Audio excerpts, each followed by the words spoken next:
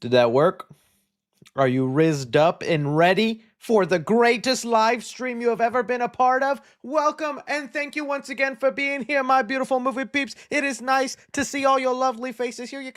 You're being good so far. You guys are still earning, seeing your little profile pictures and usernames off to the side. Do not ruin it. Someone's already trying to.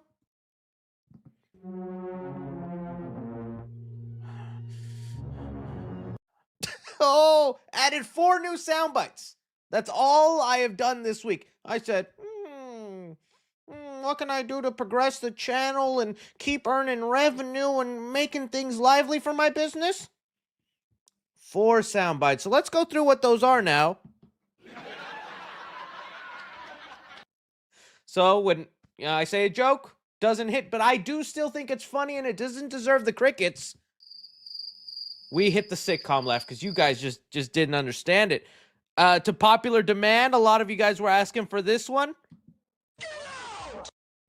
That right there was there.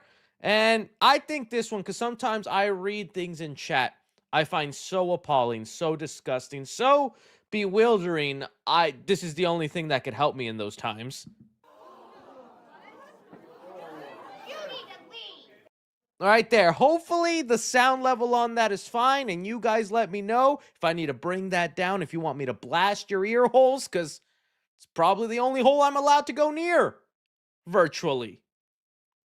Well, when the judge plays that back when I'm in court, that's not going to go well. That's not going to go well. All right. Thank you guys so much. Someone said louder. A little low. Okay. Hey, y'all said it. Y'all said it. Y'all said, okay. Let's bring it up just a notch for me, okay?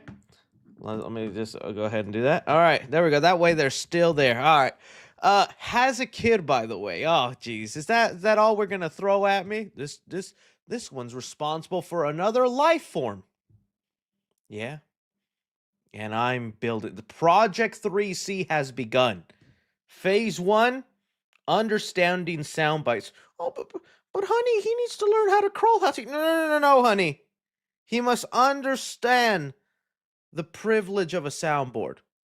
His first words? Good kid. Good kid, that one.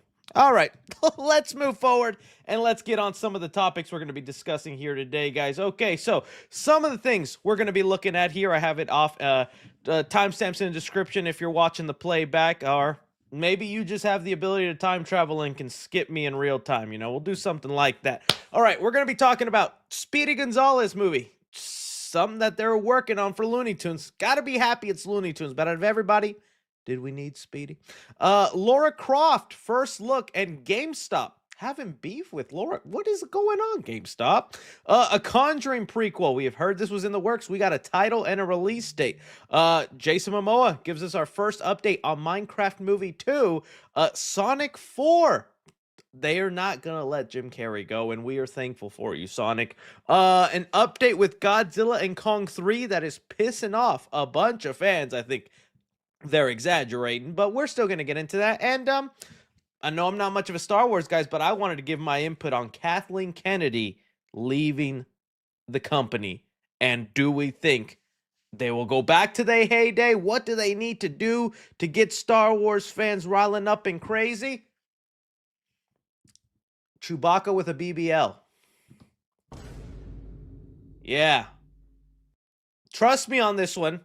Disney, write it down. Just implement it. And you will see the box office explode. Along with Chewbacca's behind. This brain right here. Test tube baby. I'm starting to think that's what I was, because how do you just think of that stuff, right? All right, let's move on here and get things rolling here with our first little bit. All right, so let me share a screen here. I'm so unprepared. All right. Oh. Okay. All right, Speedy Gonzalez. So, Speedy Gonzalez here, this little boy that you might know, you know, he was canceled for a little bit. This is a real thing. He was like locked away along with Pepe Le Pew. Pepe for allegations. Speedy, because he's Mexican. I'm just telling you how it is, okay? This is just the world we live in, all right? So, if you guys didn't know, there was an article that came out today that Speedy Gonzalez movie in the works with George R. Gutierrez to direct for Warner Brothers. Now, I think the one thing that has been bothering me with Warner Brothers, even before everything that's been going on, when they canceled Batgirl, when they got rid of this movie for tax purposes, or did this or that, it just seems like they have not utilized the Looney Tunes brand the way they needed to. Like, I just don't get it. Like, you have your Mickey Mouse. At one point, Bugs Bunny was the thing that you would see with the Warner Brothers logo intro. He would be there in a suit and tux, meaning Bugs is usually naked. I don't know if you know that. He's got his rabbit hanging out, or I should say carrot. But for you, Warner Brothers, he put on a suit and tie and said, let me show class. Let me show some peace. You know? And y'all said, to the back. Get away from us, you filthy rabbit. I couldn't believe they treated my boy Bugs like this, but this is what they have been doing to the Looney Tunes with the day the Earth blew up. I get it's a 2D animated movie. It's still sweet, nice little movie. If you still haven't seen it, go check it out. But I mean, I think this all leads back to the pandemic, man. I think the pandemic ruined a lot for us, because I still would have liked to have known, in a world without the pandemic, what would have Space Jam 2 performed at the box office? I'm not saying it would have been $1 billion hit. Heck, I don't even know if it would have been a hit. It could have easily have been a flop, but we live in the timeline where we will never get those answers. We'll never know how big of a hit Space Jam could have been if things were just normal. And I think that could have changed the trajectory of our world. We could be on the Bugs Bunny movie. We could be in another Looney Tunes Back in Action type of movie. We could be working on Space Jam 3 right now. But we'll never live in that timeline because this got released on streaming and in theaters at the same time, right? So with all of that, though, they still want to creep into the property. They still want to do things. And, you know, I was joking around earlier how Speedy was canceled. That's not a joke. At one point, Speedy was one of those Looney Tunes characters that, like, just didn't feel appropriate for our times. And, you know, you can get all weird about how you want to be with that stuff, but there were some people that thought, is he too much of a stereotype? Is he too... You know, that was his thing.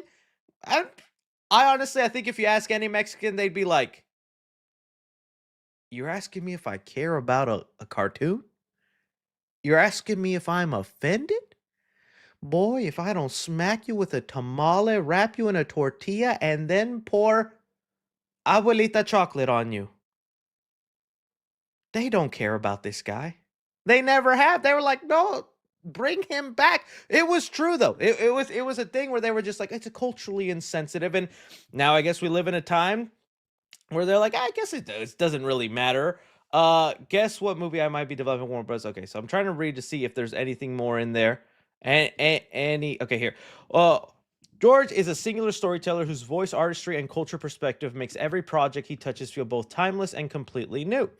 We couldn't be more excited to have him reimagining... Ooh, okay, now. He ain't gonna be... He's gonna be up, con prisa, para allá. He's gonna be Speedy who went to college. He's gonna be... that reimagining makes me wonder what they mean. One of our most beloved Looney Tunes. What's here? One of our most beloved Looney Tune characters for today's global audience. Oh, I was just talking about this. Okay. And then they even have it here. I think they said the actor said that this movie, back I guess in 2016. Oh, there was with Eugenio Derbez. Oh, we lost. We lost. He was going to be in it. He showed up in a Mr. Beast video recently. If you guys don't know, Eugenio Derbez is like our Adam Sandler, Jim Carrey, Will Ferrell, all rolled up into one.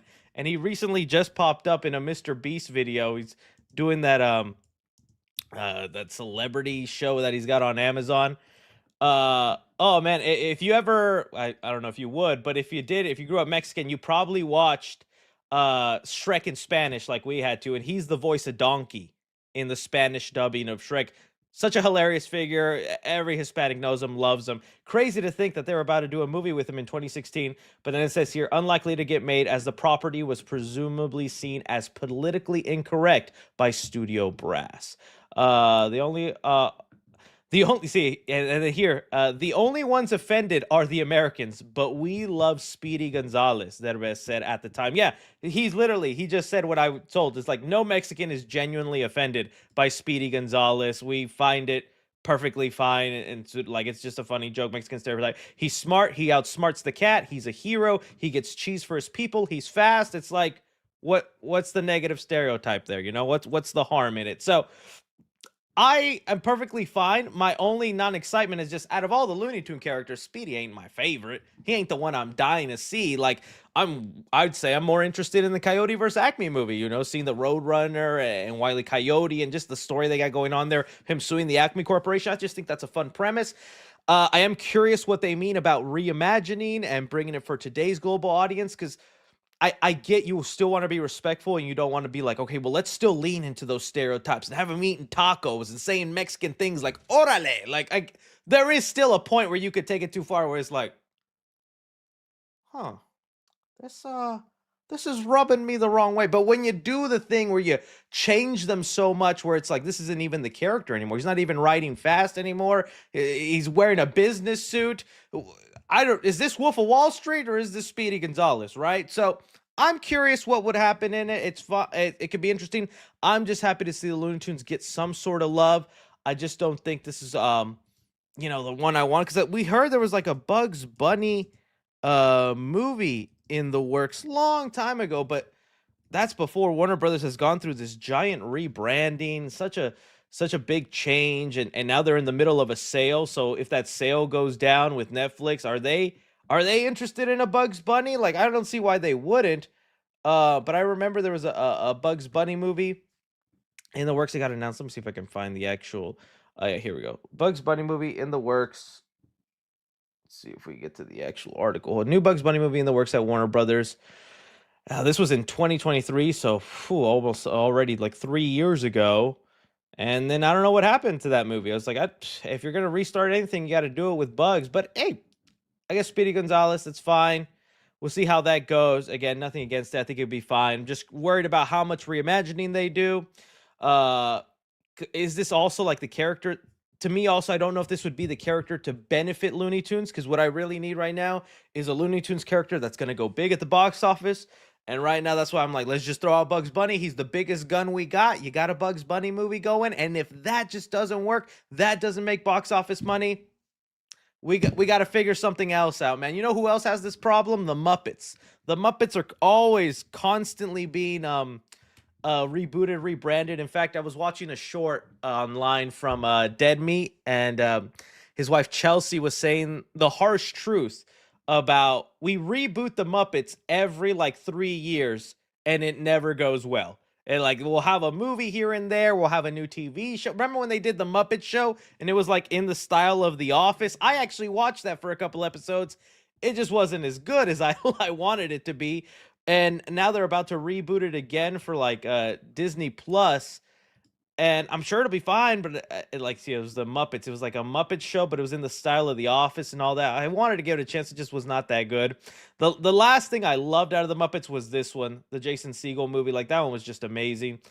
But this is what I mean, where it's like the Muppets are a well-known brand, they're well-known characters, but for some reason they just don't have the hits that they want, although they have a large fan base. I feel like Looney Tunes is in that same sort of rut, where big Looney Tunes fan base, a lot of lovers of Looney Tunes, but they just don't get the right project out to have that buzz, you know?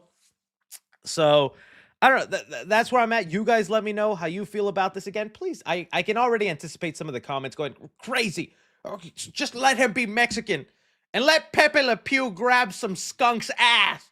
Actually, it was a cat, wasn't it? Like, I get why Pepe Le Pew needed to be locked away.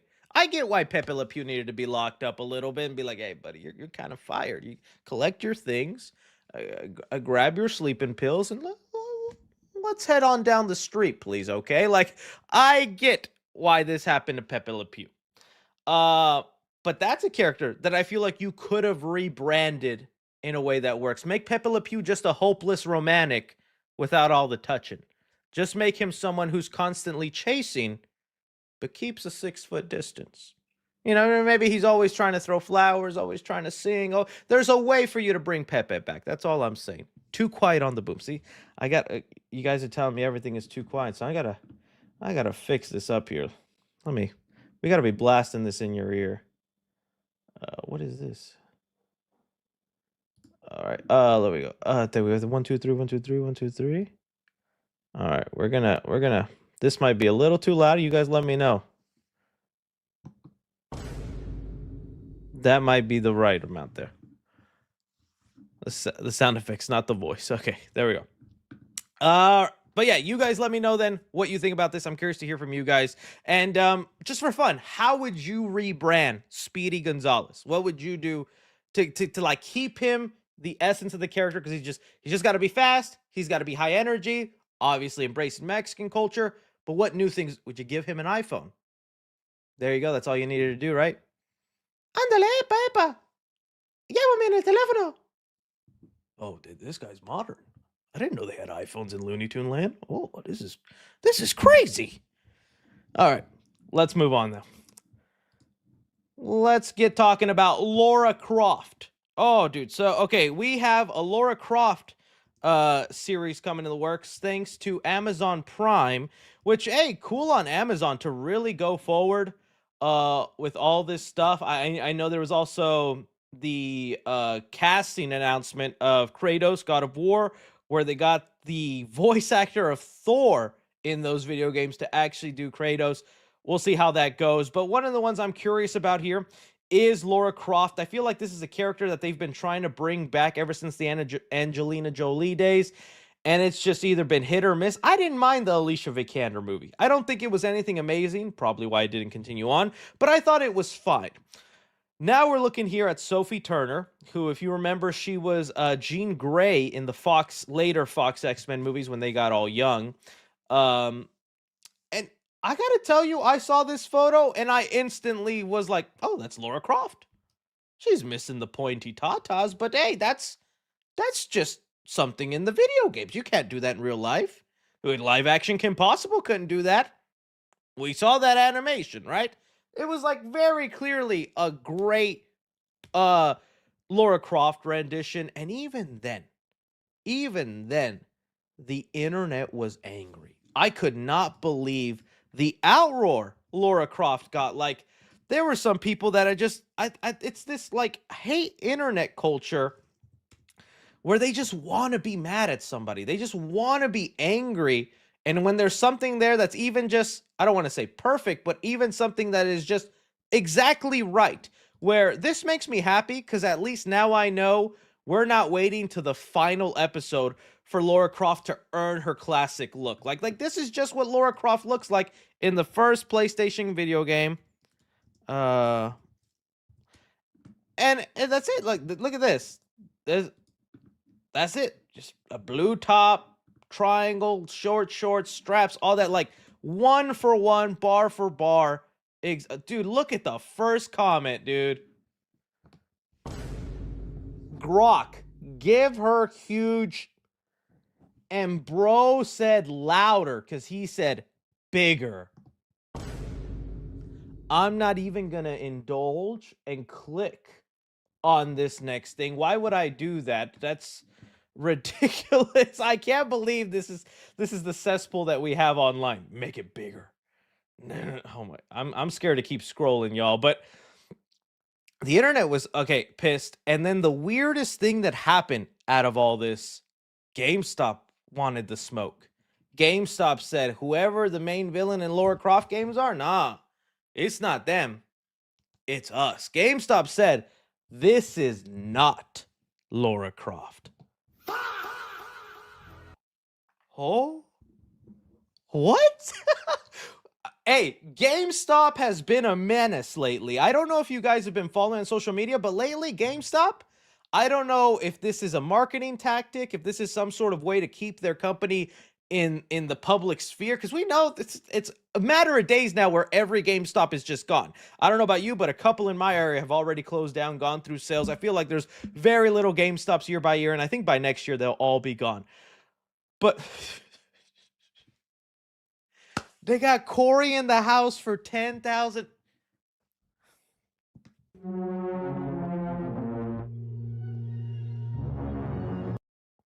They bought that off someone for $2. I don't I don't know. But if you ever just okay, they have a Corey in the house obsession lately. Y'all know what happened to Corey, right? Don't hey, I'm all for the fun and games, and I was a Corey in the house enjoyer. I'll sing the theme song right now. Corey, Corey in the house. It's a party every week, baby. Corey, Corey, check it out. I liked it. Okay? I could not believe it. But they've been on this streak of just like kind of edgy humor, kind of like what Wendy's used to be. I don't know if you guys been remembering, but that's how you know I'm an internet slew. Wendy's was like one of the first online companies ever to do this, where they would openly roast people. They would say the most crazy, outlandish things. And GameStop has been on that roll. They even got Scott the Woz, which I love this whole thing. I don't if you guys ever saw Scott the Woz did this whole like GameStop awards thing, and he like fully roasted GameStop during it, and I was like, oh, that's in good taste for him. But anyways, all I'm saying is GameStop, this isn't a first. People were like, what's up with GameStop? What have they been smoking? What's been going on? This is actually what they do now. They rage bait, and this was one of the biggest ones that they did, and they just went into the internet incels who were like ready to hate on this. So all I'm saying is I'm fine with it. I get maybe some people wanted a different Lara Croft for a while. I'm still curious about the show itself and whether it'll actually be an entertaining watch, because like Amazon Prime has been like, I love the Fallout show. That's still been enjoyable. Season 2 is really good. What other thing did they put out that was video game-ish? But they have had other video game as properties, and it feels like they're leaning more into that, and that's been enjoyable. And so yeah, but Pedro Pascal, it could be worse. Well, I don't know, because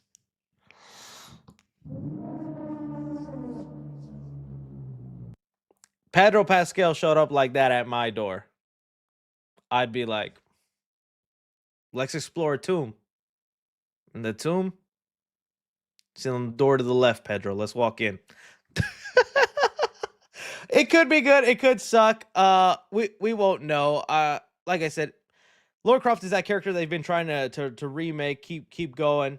But we'll see how it goes. All I'm saying is, as far as looks goes, undeniably Lara Croft, they got it down to a great look, and the internet was still wanting to complain. But I throw it off to you guys. Y'all let me know what you think of this first look and GameStop's wild reaction that had everyone pissed off. I just think it was good rage bait on their part. They're like, hey, our job is to get clicks and likes, and this did it. And this did it. All right, next up, The Conjuring. So this right here is a perfect example. I was just talking about in the earlier story about we'll never know what Space Jam 2 could have done box office wise to catapult the franchise going, because another movie that had this same thing where we thought the franchise might have been dead was The Conjuring 3. The Conjuring 3 did have a day and date release. It was released in the same time like Space Jam, and it kind of just came and went. It was a movie that I didn't really think was bad, but I didn't really think it was great either. It just kind of existed, and it was there. And well, Warner Bros. At the time, like last year, they were like, well, let's just power through with a fourth and final movie. Let's end it here. Let's cut our losses and get going. Well, good for them that they did it, because this ended up being the highest grossing Conjuring movie. I could not believe how many people showed up. Marvel movies struggle to make this much. That's not an exaggeration. This has made more than Thunderbolts. I think it made a little bit under Fantastic Four, or maybe just a little bit more, but all I'm saying is the fourth Conjuring movie exploded box office wise, and it made Warner Brothers go, oh, thank goodness we tried again, because now we know this is not the last Conjuring movie. This is not the last time we milk this franchise, and none of that has become more apparent than today when they announced the title for the Conjuring prequel. So we have here a release date set and a title where it's going to be called The Conjuring First Communion sets release date for 2027. To be specifically, it is September 2027. That's when you will see the return of the franchise and these characters. Let's see here. Franchise producer Peter Safran said, "There's so much more to it that we haven't dug into. So the truth is, I think there are really exciting ways to go with both films and television, frankly. It would be incredibly satisfying. People have been on this journey with us for a dozen years now. I think they want more." Well, clearly they did with the way it did, but okay, couple thoughts on this. So, kind of saw this coming. We're talking about like a lot of cinematic universes, and we're going to talk about the death or the rebirth of one Star Wars with Kathleen Kennedy leaving. But we're always looking for what cinematic universe outside of Marvel has been the most successful. Has it been the Monsterverse? Some would argue yes, but I think it's only whenever there's team up movies that's been the success. Some people look at DC. They've had their ups and downs. The Dark Universe, where they tried the Universal Monsters, that failed miserably.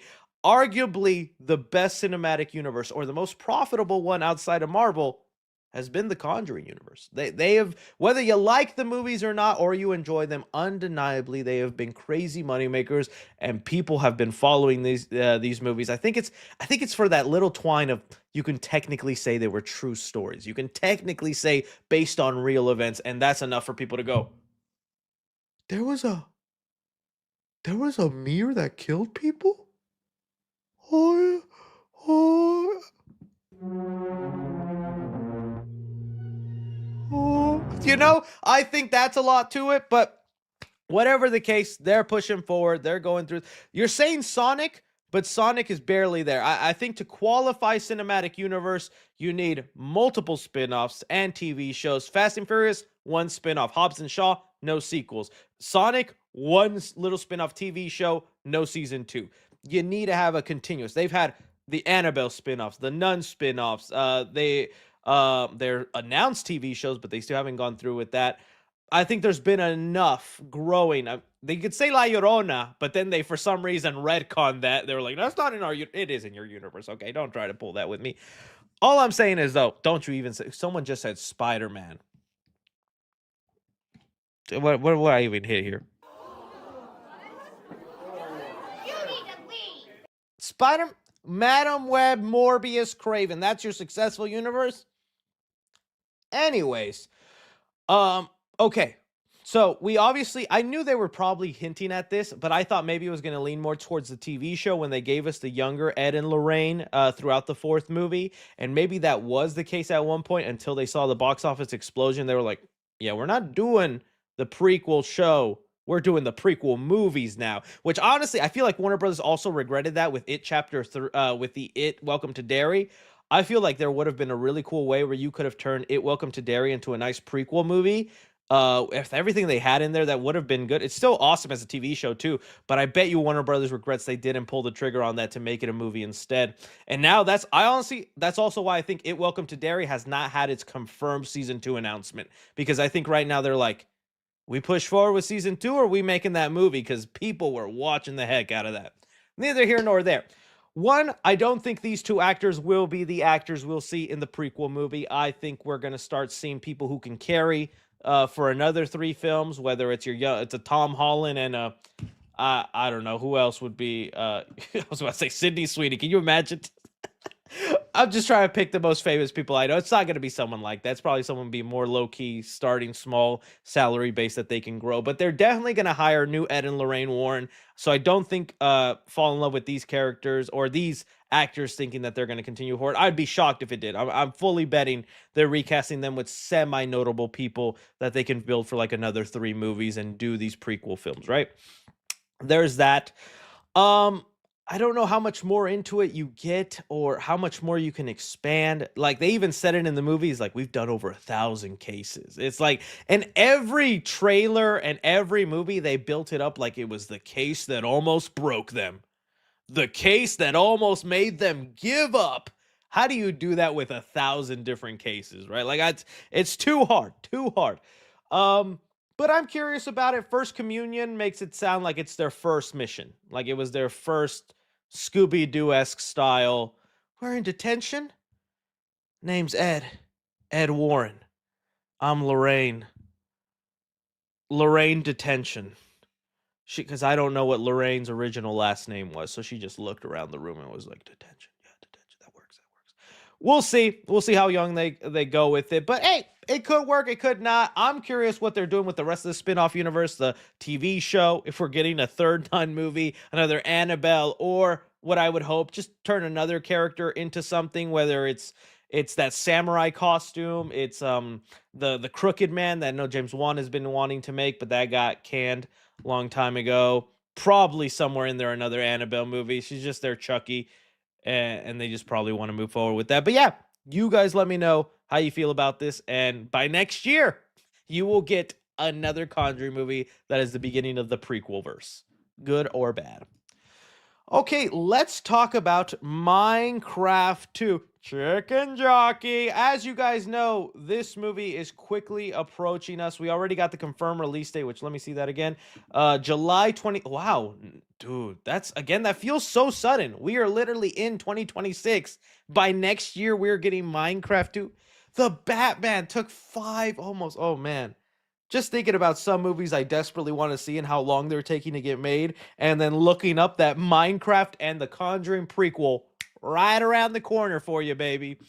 It makes me giggle a little bit. Well, we had Jason Momoa that was on the Tonight Show with Jimmy Fallon, and he started opening up about what you're gonna see. So he said here, 'cause he's asked, Jimmy Fallon was like, Minecraft 2, when's that happening? What's going on there? He said, very soon, dude, bro. End of April, they're in it. He said on the Tonight Show with Jimmy Fallon. The script is even better. It's so good. I was laughing out loud. I haven't laughed out loud in a very long time at a script. I was perplexed on the first script. This one, I'm laughing out loud.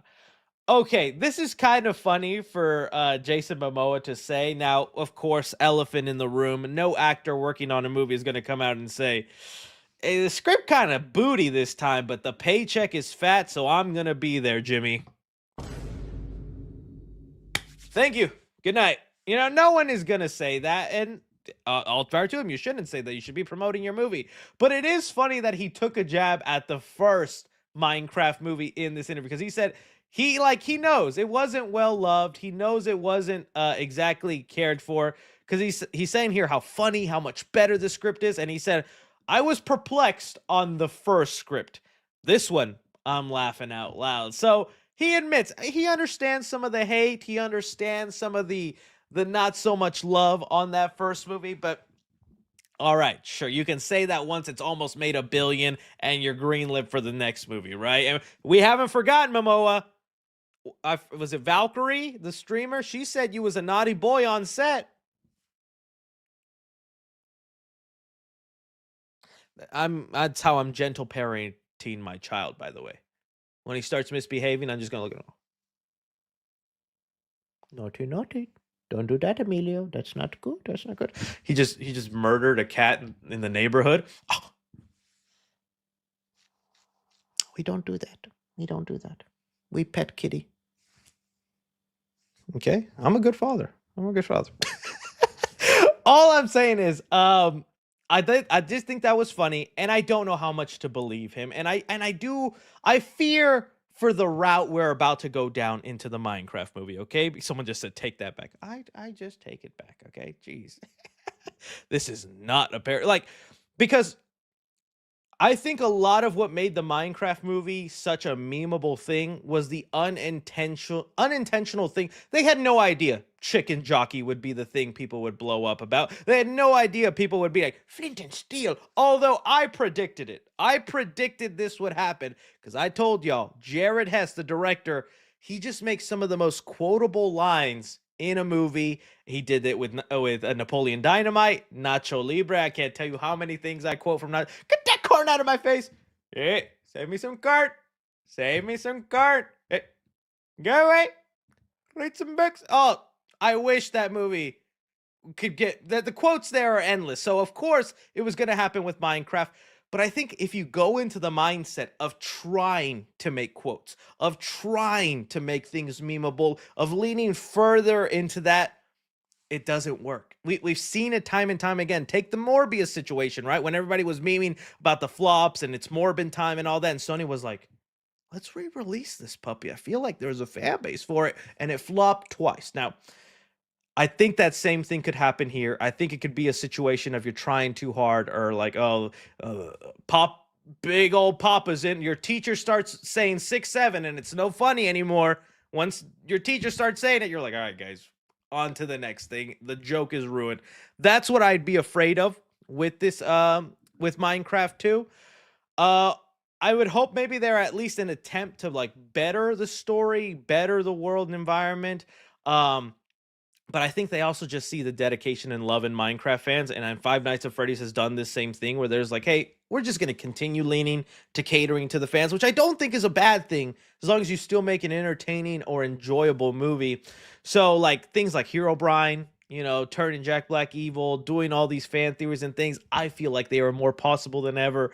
They are more likely. So we'll see, man. I cannot wait to see what they do with Minecraft Movie 2. And I don't think we're going to have the same problem that happened last time in theaters where people went crazy and throwing popcorn everywhere. I feel like those people will mature. I think you'll still have like one or two, but it will not be as widespread as it was last time. That's just like a one-time event thing that caught on fire. It's so hard to replicate that stuff. So we'll see how it goes. I throw it off to you guys. Minecraft 2, do you believe Jason Momoa that this one will be funny or this one will be better? Do you fear leaning too much into its own joke and memeing it up will actually ruin things? It just got to happen more naturally. You guys let me know. I'm curious about that. All right. Let's move on to talk about some Sonic 4. Okay, so we know Sonic 4 is also quickly approaching that. We're talking a lot of 2027 movies. This stream here, because this one releases March 2027. It's in the works, and all we've had so far is this concept art for what could happen in it, and it's our closest idea to what will go down. Is like this post-apocalyptic future, this broken reality idea, you know, that like Amy maybe is a time traveler. She comes back and says, Sonic, something awful happens, you have to come with me. By the way, my voice is Aquafina. I think I'll just stay here. Thank you, Amy. Well, I still can't wait to find out who Amy. I think it's gonna be like Scarlett Johansson. I don't know why. Scarlett Johansson has been in a lot of stuff lately. She's in the Exorcist movies, Jurassic Park. She's about to be in this. What did she just got signed up for? Oh, the Batman Part 2. I feel like Scarlett is putting herself in everything. I'm thinking she's gonna be voice of Amy somehow. I don't know why. I feel like someone said, hell no, bro. Ariana, you know what? I could see Ariana. I could see Ariana also probably being a voice in there. Either way, though, part of the concept art showed us Jim Carrey as Emperor Eggman with Metal Sonic by his side. Him even having a gold quill as helping him rule. Everything's dystopian and lost and broken. Okay. And then... so we know that's part of the plan, and then it got reported by Daniel RPK, which we do need to take with a grain of salt, because like I said, sometimes Daniel's right, sometimes wrong. Case in point, although I think he was a little bit right, but whatchamacallit, but we needed a reframe, because he told us earlier this week that Scream 7 would start its marketing campaign, which wasn't wrong. We did get a TV spot and we got our first poster, but he also said by Thursday we would have a new trailer, and that did not end up getting released, which I do think is curious, because it was like usually when you release a poster, the next day you do release a trailer. So it made me think that something was coming, and then for some reason it got it got moved. So I'm just saying, we've seen it before. But anyways, Daniel RPK did say for Sonic 4 that they are thinking about bringing back Jim Carrey, which, again, not that big a surprise. It says here, Paramount is reportedly in talks with Jim Carrey about returning for Sonic 4. I need to know what is in the water, what happens on the set, what is up with the crew, how Jim Carrey is dedicating the last bit of his career to just this blue hedgehog, and I'm not even hating. This is the only... I don't think I would love the Sonic movies as much if Jim Carrey was not in them. I've always liked Sonic. I was always up to see Sonic. I've played Sonic games, But my love for these movies went so much higher the moment Jim Carrey was cast as Dr. Robotnik, as Eggman. And he has only elevated the movies, made them so much more enjoyable, so much fun. The third movie is such a testament to that. I mean, that scene with old him doing the dance moves and all that. My finger is on the. That's just great stuff, right? And so hearing again that they somehow have maybe locked him down and we could be getting Emperor Robotnik. Let's do it, baby. Now, I am very curious from Jim Carrey what his, I don't want to say excuse, but reasoning for it is, because Jim Carrey has been very open. He doesn't like doing sequels. He doesn't like going back and playing the same characters unless there's something new. And he's only rarely done it for a couple of his characters. He's done it for Ace Ventura. He's done it for Dumb and Dumber. And I believe that's it. You know, I would have loved to have seen a Mask 2 from him. I would love to see another Ace Ventura from him. But his reasoning to come back in the second movie is because Robotnik had not turned into Eggman, so he wasn't the fully realized character. So that was his reasoning to come back. In the third movie, it's because he got to play the grandfather, and he got to do a dual role type of situation, and that was interesting to him. What would be the enticing, fun thing? You could say he's just playing an evil dictator. Oh, I don't know if they'd be that different. I mean, Eggman's already kind of an evil person himself. Also, how would they justify this in terms of the timeline and what's going on? Because even though I'm skeptical that Eggman died at the end of Sonic 3, which perfect way to end his character, I thought they not only redeemed him well, gave him a heartfelt goodbye. Like, their Stranger Things couldn't even get that sort of heartfelt goodbye. I was tearing up when he was doing the robot and saying goodbye to Agent Stone. Like, that meant something to me. How do then you explain he comes back? You know what? I'm thinking, my theory, that explosion didn't kill him. It actually catapulted him to the future. Is it a good, bad? I don't think that's a bad theory. Maybe he doesn't die. Instead, he gets sent, I don't know, 100 years into the future. He doesn't have Stone, his rock, pun intended. He still has ambitions to go big, be a ruler, and he does it. Maybe. As a bro's cooking, crazy. It says you're insane. Bro cried during a Sonic movie. All right, I didn't say I cried, but I definitely got teary-eyed, okay? You tell, oh, no, I need to find those edits. Those edits on TikTok will really make you, I cannot tell you the edits on TikTok. I bet you there's already a Purple Rain Eggman one. Purple Rain, you were my friend, Stone. Purple Rain. Oh, dude, it's out there somewhere. Someone did it. I was teary-eyed too, bro. Yeah, see, Sonic 3 was very sad. Great. United we stand, right? Someone said stop. Okay. So yeah, I'm fine. I'm up for it. Dude, do 7 of these. As long as Jim Carrey is bringing the laughs, bringing the humor, entertaining me, why not? You know, my biggest fear with Sonic 4 is like, all right, how would these movies stand up when you don't have someone like a Jim Carrey honestly carrying the movies? I love you guys. I love you, Sonic fans, and I know it means the world to you. Yes, these movies probably could have still happened and still would have been enjoyable. They are double, if not triple enjoyable because of Jim Carrey. And I was curious if the fourth movie continued on with Metal Sonic, which I was curious about, Amy, all this stuff, without Eggman. How would that look? How would that feel? Would there be that hole missing that we would then need to fill, you know? So you guys let me know about how you feel about Jim Carrey and the talks, where you think it'll actually go down. I'm thinking, yeah, Jim Carrey seems to love working with these people. So, hey, he's happy. We're happy. Let's let it happen. All right, let's move on now, talking about some Godzilla x Kong. So as you guys know, we have Supernova in the works. Another 2027 film. That just seems to be the theme this time around. Now, the last couple of updates that we've gotten, just to keep you guys in the loop, is it seems like, yeah, Space Godzilla is going to be the villain. It's been, I think it was the WGA, the Writers Guild of America, accidentally leaked it.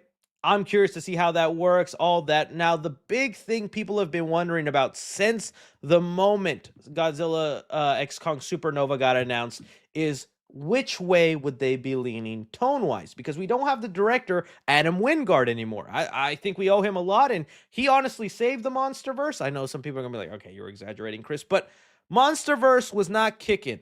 There was at one point And we're so lucky because, again, Godzilla and Kong was one of those movies, the first one, Godzilla versus Kong, during the pandemic, I believe, right? And it still managed to rack in a whole bunch of money. A lot of people still went to go see it. They were thinking of ending things there and that being kind of the final movie. And it's crazy to think we're about to have a complete trilogy of Godzilla and Kong movies. Like, that is so awesome.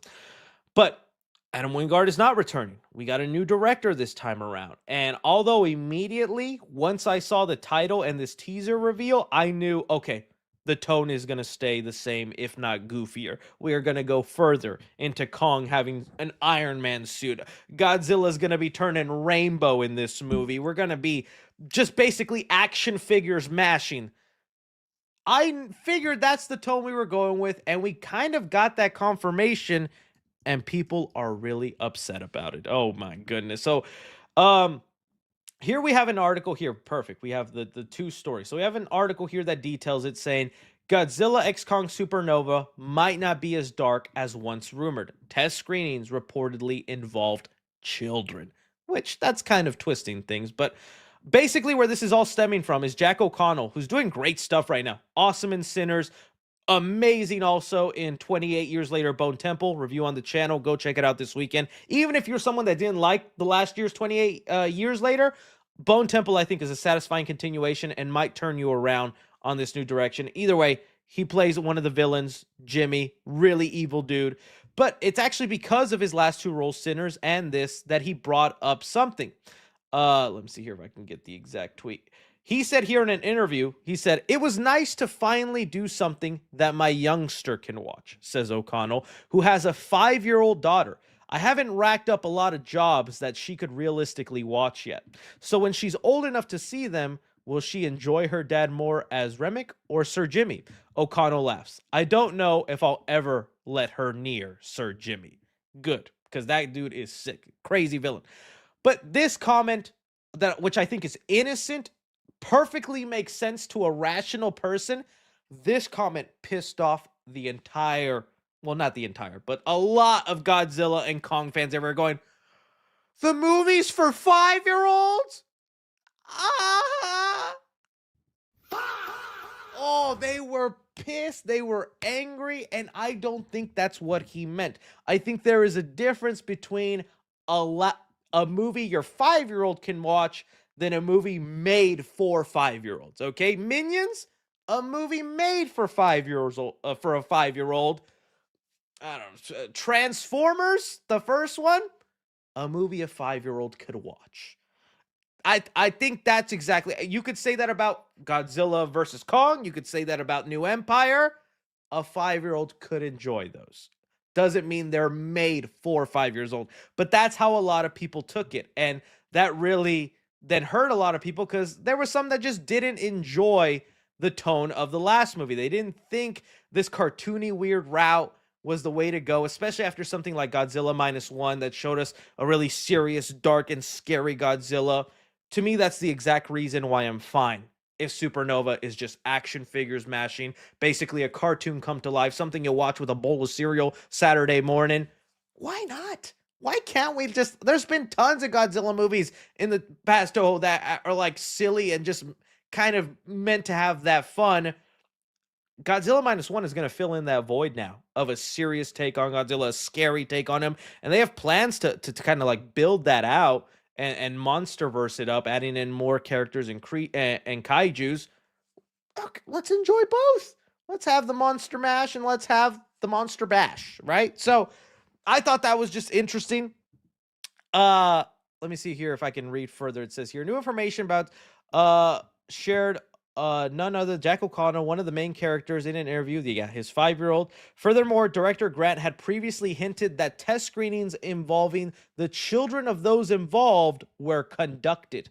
Taking these statements into account, it's unlikely that the film will turn out to be as dark and heavy tone as once rumored. Instead, we can speculate that this one goes all in on large-scale action that anyone can enjoy. And again, I don't think that means the movie is meant for children. What they're saying here is they had a screening for the people who worked on the movie, the cast and crew, and it's like, when you do that, it's like, oh yeah, bring your family, bring your kids, bring your younger niece or nephew. I don't think that's wrong. And if anything, this is also the stuff we need to keep the franchise alive and going, because those little 5-year-olds, they're going to grow up and embrace the future of Godzilla and Kong, and that's something you need to happen. I talk about this all the time sometimes with some, and that's why I worry about like Looney Tunes, because I feel we are about to have a generational gap of kids who are not going to grow up with Looney Tunes, kids who don't know classic Looney Tune characters and aren't going to continue that going for the next generation. I mean, think about it right now. I think a lot of kids, or a lot of adults my age, we're into Scooby Doo. We're still rooting for Scooby Doo to come back, excited for that Netflix show, because we had the James Gunn written live action movies. We had the cartoon shows to keep us going, and that was all family fun, little adult humor in there, but it was all family fun. So that's the way I'm seeing it. I'm excited still for this. I think people are taking it really out of context. Let me see if I can get some quotes here. Let me see. Is there any way I can see the quotes? View quotes. Yeah, see, some of y'all are so dense. Open up the schools. Godzilla fans, when actors who have been in R-rated movies says their 5-year-old daughter can finally see him in a movie. Jack O'Connor. Okay, we know that. So that was someone just upset. It's like, oh no, we're bad. We're bad. Let's see. It's too long to read. This is literally just a happy dad who finally made a movie safe enough for his daughter to watch. I asked the idiots who missed the whole point of this to go back to school and grow a brain. So it's gotten to the point where there's more people complaining about the complaints. Well, we'll see. There's one where he's like, no, not for 5-year-olds. No, I need to see Kong and Godzilla kiss. I can't do that with my 5-year-old watching. We'll see what happens. But you guys let me know. What do you think of these comments? I think they're perfectly fine. And even, I don't think it'll go to Minions level, but even if it is more leaning into just the action-packed fun side of it, cartoonifying it, does that make you mad? Did you want something more of the tone of, like, I don't know, the first Godzilla with Gareth Edwards, or King of Monsters? I thought the tone of like Skull Island was pretty well balanced. But I liked New Empire a lot. Yes, it had some goofy moments, but dude, that movie was so fun. And the way that they're finally leaning more into the kaijus being the main characters, because that movie had Kong with so much screen time. And this movie, hopefully this rumor is still true, Godzilla is supposed to be more of a main focus and more of a lead, which I know some Godzilla fans have been begging for. Hopefully that is true. All right. You guys let me know on that. All right, let's talk about this Star Wars here. I'm trying to, hopefully the chat don't go toxic on me, but you guys that have been seeing, there have been rumors for a while that Star Wars head Kathleen Kennedy, who was essentially their Kevin Feige, has now stepped down and is no longer going to be part of the company, and instead replacing them is going to be Dave Filoni and another woman whose name is escaping me, but she is more of the financier, kind of the situation that James Gunn and Peter Safran have, right? James Gunn is the creative head. Peter Safran just deals with the business side of things, the finances, making sure all that, because hey, honestly, it's just a testament to how much of a unicorn Kevin Feige is, because he makes the job of running the cinematic universe look effortlessly, and we are seeing so many people that just can't do it. Now,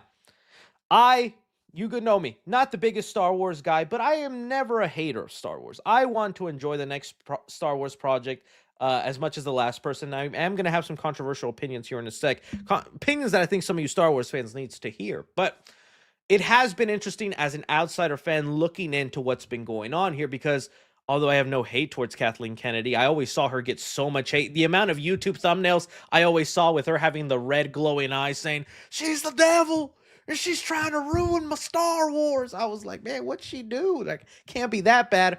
It definitely got to a point where it went from people are exaggerating to, okay, maybe they have somewhat of a point, but they could calm down a little bit. Because yes, so many Star Wars films were always getting announced or in the works, and then within the next month, they disappeared. They got canceled. Can't tell you how many movies got release dates, got titles, got, what was it, that Patty Jenkins Starflight movie that had a whole like announcement thing?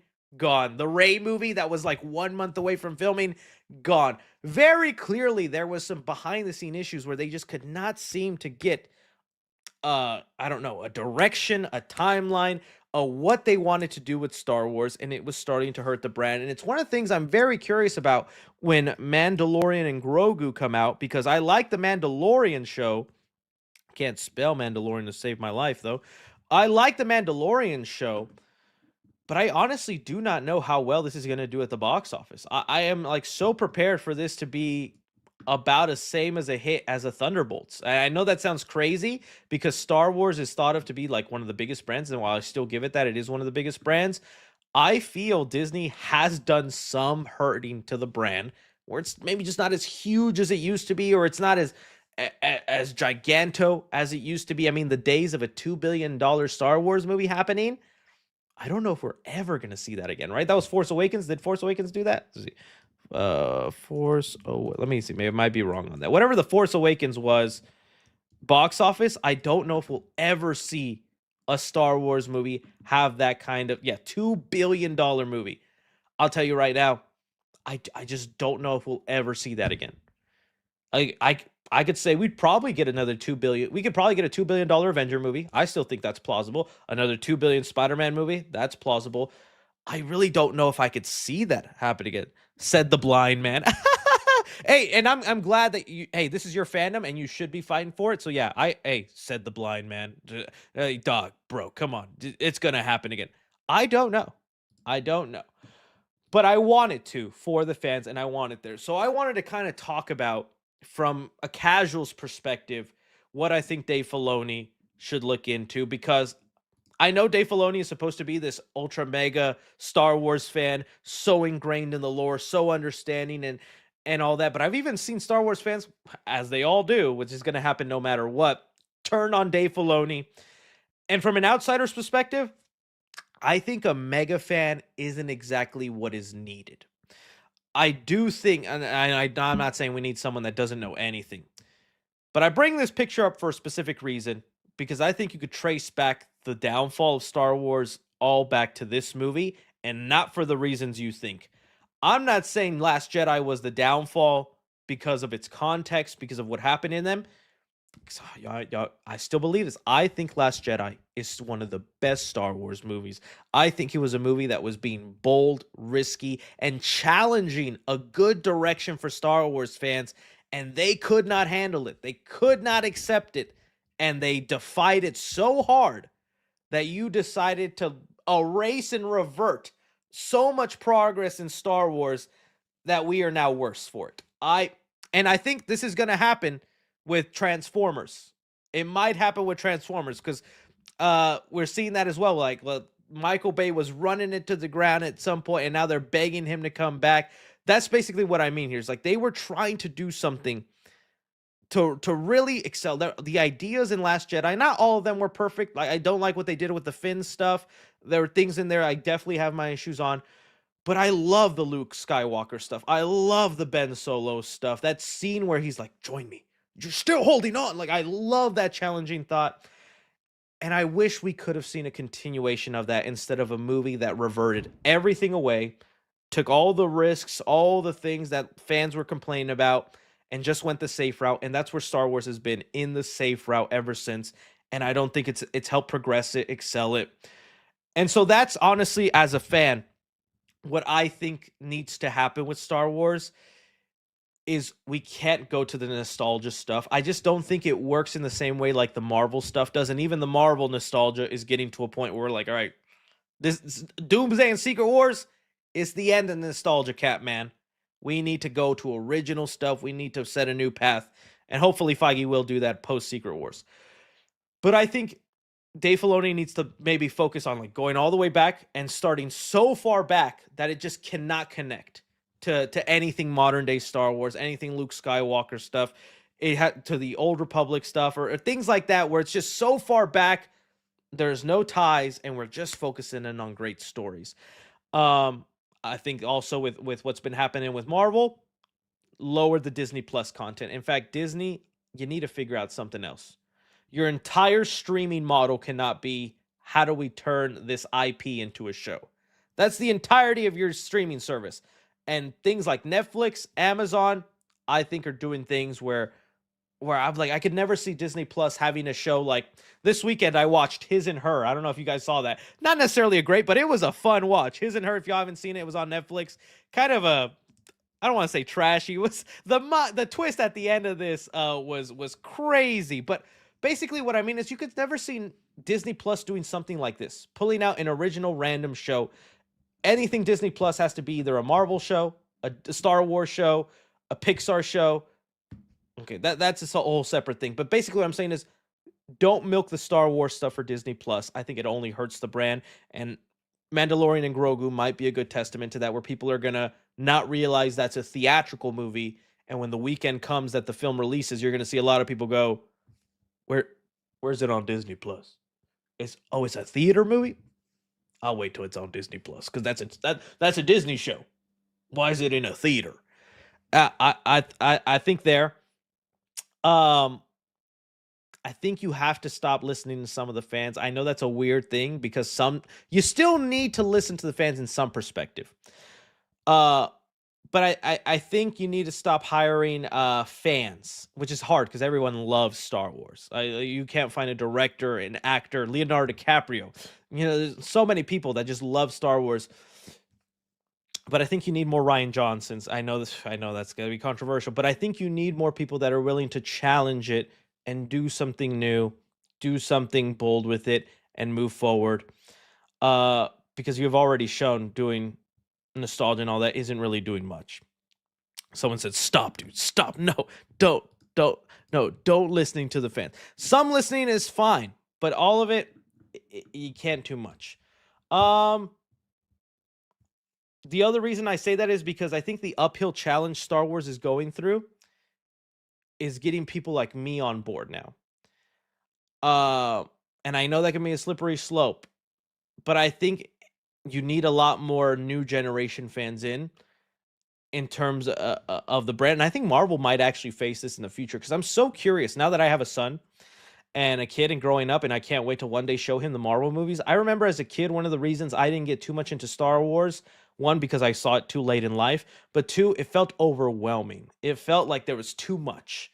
It felt like, oh, okay, so there was these movies, but technically the first movie ever made was the fourth movie, and these newer movies are actually the first movies, and now there's this animated show with 5 seasons. There's a Christmas. I can't. I'm not into this.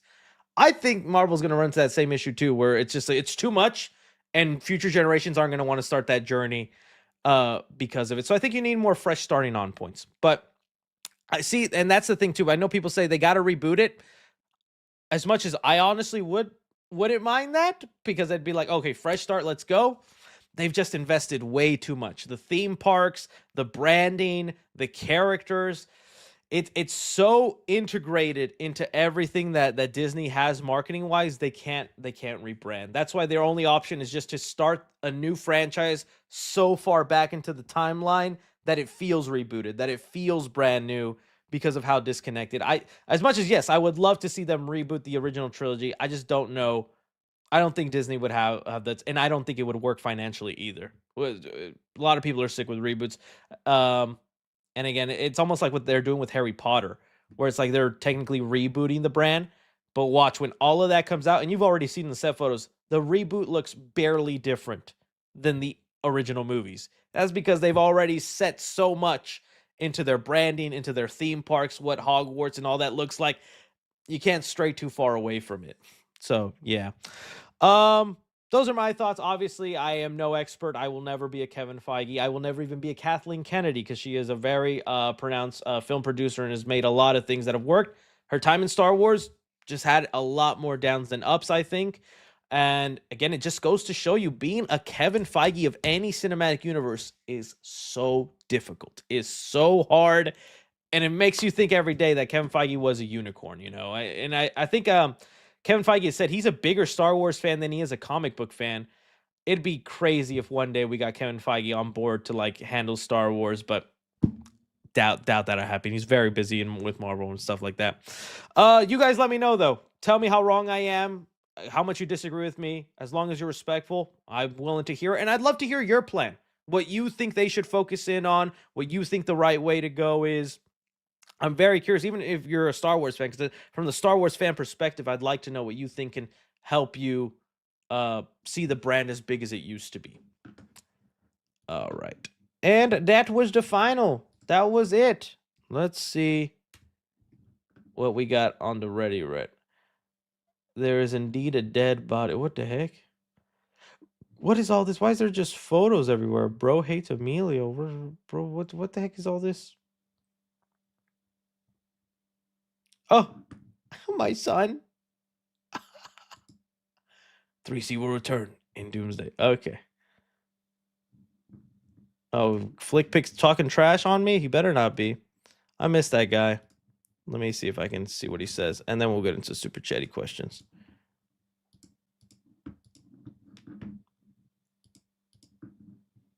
At home, or would you rather not watch any movie in 2026 at home or in theaters, or get a wedgie from John Campia and have 3C do a reaction video of it? Listen, you don't got to tempt me with a good time. I'll take a wedgie from John Campia, and if 3C Films wants to watch it, as I'm sure he would from a distance, that cuck, I'm just kidding. I say that with the most endearing, heartfelt, complimentary, whatever you got, whatever. He'll take the joke. Yeah, I love Flickin' Jerry. He's good. He's good. What Chris is going to say to Emilio when he walks in on him wearing a weird costume. Oh, yes. I can't... See, Nacho Libre? So quotable. Sometimes those were stretchy pants. When you are a man, sometimes you wear stretchy pants. I love Nacho Libre. In your room. In your room. It's for fun. It's for fun. Yeah, exactly. I love that. Thank you for that. All right. What's going on? I'm reaching my final form! Look at those titties!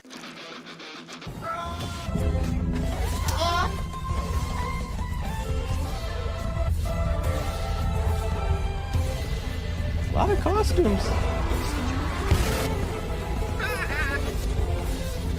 Oh, this is awesome. I did not know how many costumes I've worn.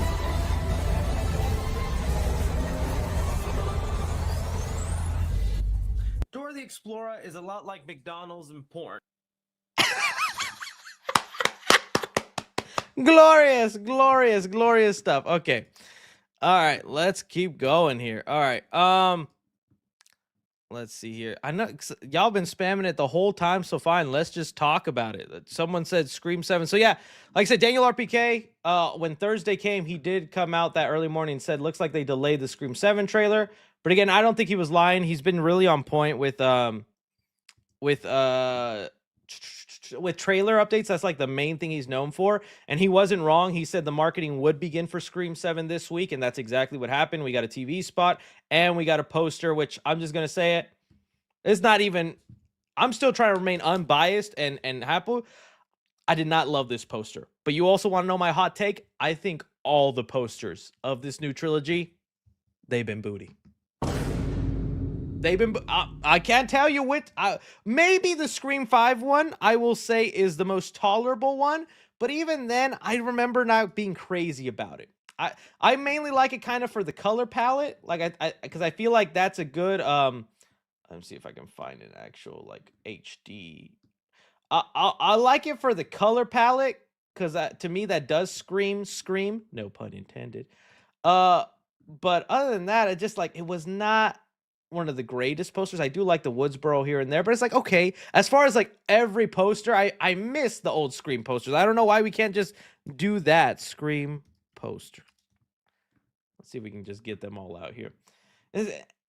So here we have them. So I love the style of the first three, just iconic, goes good, understanding. Scream 4 poster, brilliant. I love that Ghostface turns into a knife there, works good. Then we got floating heads. This, at least with the heads everywhere, at least they had a style. They had a look to them, right? As much as like I enjoy, I honestly really dislike the Scream 6 poster. This one, I was never a huge fan of it. I get kind of what they were going for with like the ripples of the Ghostface costume, but the white background, it should have been like red. It should have been like, I don't know, some other color. And it's just too many faces. Too many faces. I like the New York backdrop, and Melissa Barrera and Jenna Ortega look awesome. But again, was not a fan of that poster. And then so same with the Scream 7 one here. Just not a big fan. It's got a lot of people that I'm like, who are you? Why is the gym coach here? Who is bro with the luscious beard? Isn't guy from Riverdale? Who dat? These just people we have no idea who they are because they have not been really marketing it. At least when they dropped the Scream 5 poster, we at least got an idea of who these people were, because the first Scream 5 poster made it a point to show you everyone's face, to show everyone's a suspect. We have a lot of these faces on this poster. No idea who they are. Not seen them. So yeah, I kind of want to like it better, but yeah, and also this is the other thing with it, with the marketing. Since the Scream 7 poster didn't arrive, I'll just say the things I wanted to say with the TV spot. Because I was holding out a lot of my thoughts on this TV spot, because I was like, oh, well, Thursday we'll get a second trailer. I'll talk more in depth there. But we haven't gotten that yet. We don't know when we'll get it. I do think it's so funny that they're doing the, every phone call, every killer has led to this. No, it hasn't. No, it hasn't. We know what has led to this. Why are we pretending like this was the plan? This was the end goal? I can't wait till Scream 7 comes out, and I'm going to do like a video called the 10 biggest mistakes of the newest trilogy. And again, it's not going to be just to bash Scream 7. I enjoyed 5, 6. Hopefully I enjoy aspects or all of Scream 7. But I think there was a lot of missed opportunities as a Scream fan when it came to this new trilogy, a lot of directions. There's even going to be so many unanswered questions we're not going to get to explore. Like the last 2 movies were really building up to Sam and Tara's mother. And now we're never going to meet her. Unless she's somehow the secret killer, has a role in Scream 7. This character that they've been secretly building up and was Billy Loomis's secret, affair partner, and hates Sydney and perfect motivation to be a killer. I don't know where she is, right? Oh, just because I say 6, 7. Oh, here we go. But so I can't wait to like see what the big steps forward, the big missteps are. But you cannot say everything has led to this. And you know, someone pointed out, let me see if I can bring it up. I did not even realize this. Someone pointed out they just copy and pasted the Halloween Ends trailer. It's like bar for bar, word for word. I was like, no. And it is. Here we go. Here, I found it. Here it is. Okay, so this is a Halloween Ends TV spot. And it goes, here we go. Every scream, every scare has led to this. That's exactly what the Scream 7. We are following the Halloween Ends formula here. I just don't know. And I feel like it's barely correct with Halloween Ends, because even Halloween Ends has its own problems of like, really? Everything has led to this? The movie that feels so alienated and outside of the last 2 has led to this? I guess there's nothing more true with Scream 7. As far as TV footage that we get to see in this, that like while we wait for the newer trailer, like I said, I'm just curious about who's in the insane asylum, because it really feels like they're painting the picture that it's Stu that has been living there this whole time. I really don't think it'll be Stu. It has to be somebody else. I also agree a little bit. The cinematography this time around isn't doing much for me. Like this shot in itself looks more like a TV show than some of the other movies. Not to say the cinematography of the last 2 have been great. I feel like, honestly, the cinematography of Scream movies have not been good since like the first 3 Scream movies. I think Scream 2 is probably, or Scream 1 is still my favorite in terms of looks. I know Scream 4 is the most hated because of the fuzzy lens Vaseline look, but I liked Wes Craven's stylistic choice for that. He wanted to make it feel like a reboot, although it was poor choice. I'm trying to think what else. I hate how much they're making it look like Sydney's husband is just dead. No, if he survives this, that'll be crazy, but that dude is just dead. Hopefully we grow to like them. I'm trying to figure out who these drawings are, because it seems very much like they're in the room of whoever the killer is, but I can't make out these faces. Whether it's supposed to be Sydney, Sydney's daughter, Tatum. I don't know. They just look creepy to be creepy. I'm not sure what they entail. Aside from that, though, like I said, I do think at least the set pieces look interesting. Like I like this idea of them, ghost face the wall, the scene with the security cameras, that looks interesting. Um, but we'll see how they do it. I'm trying to see if there's any more interesting shots. No, that was it, and the font at the end. But that's kind of my thought right there. Love to know from you guys then what you think and when we'll get the next trailer, because hey, literally movie is in like a month away. It's like where's the next trailer? Where's the more marketing? I don't know. Yeah, I remember Chris calling Scream 5 Cream. Those were the good old days. All right, let's see here. Let's move on to you guys. Okay. Hey Chris, trying to read more comics. Any favorites you recommend? Well, I mean, it depends on what you like, buddy. I used to be so much more into reading, and I went through that phase where I was just buying so many that it got to a point it was so heavy. I Funny enough, I just like reading more of like the one-shot graphic novels and things. There is this one that I started reading that I need to finish. I forget what it was called. Let's see, Killer Bear. It was like really entertaining. I know I should be reading like the Batman or Spider-Man, and I do read the Spider-Man ones, which I'll recommend some in a sec. But this was like hooking me in, and I need to finish it. It was called Beneath the Trees, where nobody sees, and it's basically Dexter in the land of Zootopia. I think that's the best way to describe it. It's like set up in a world like Zootopia, where just animals live, they're happy there, but the main character you're following is a killer.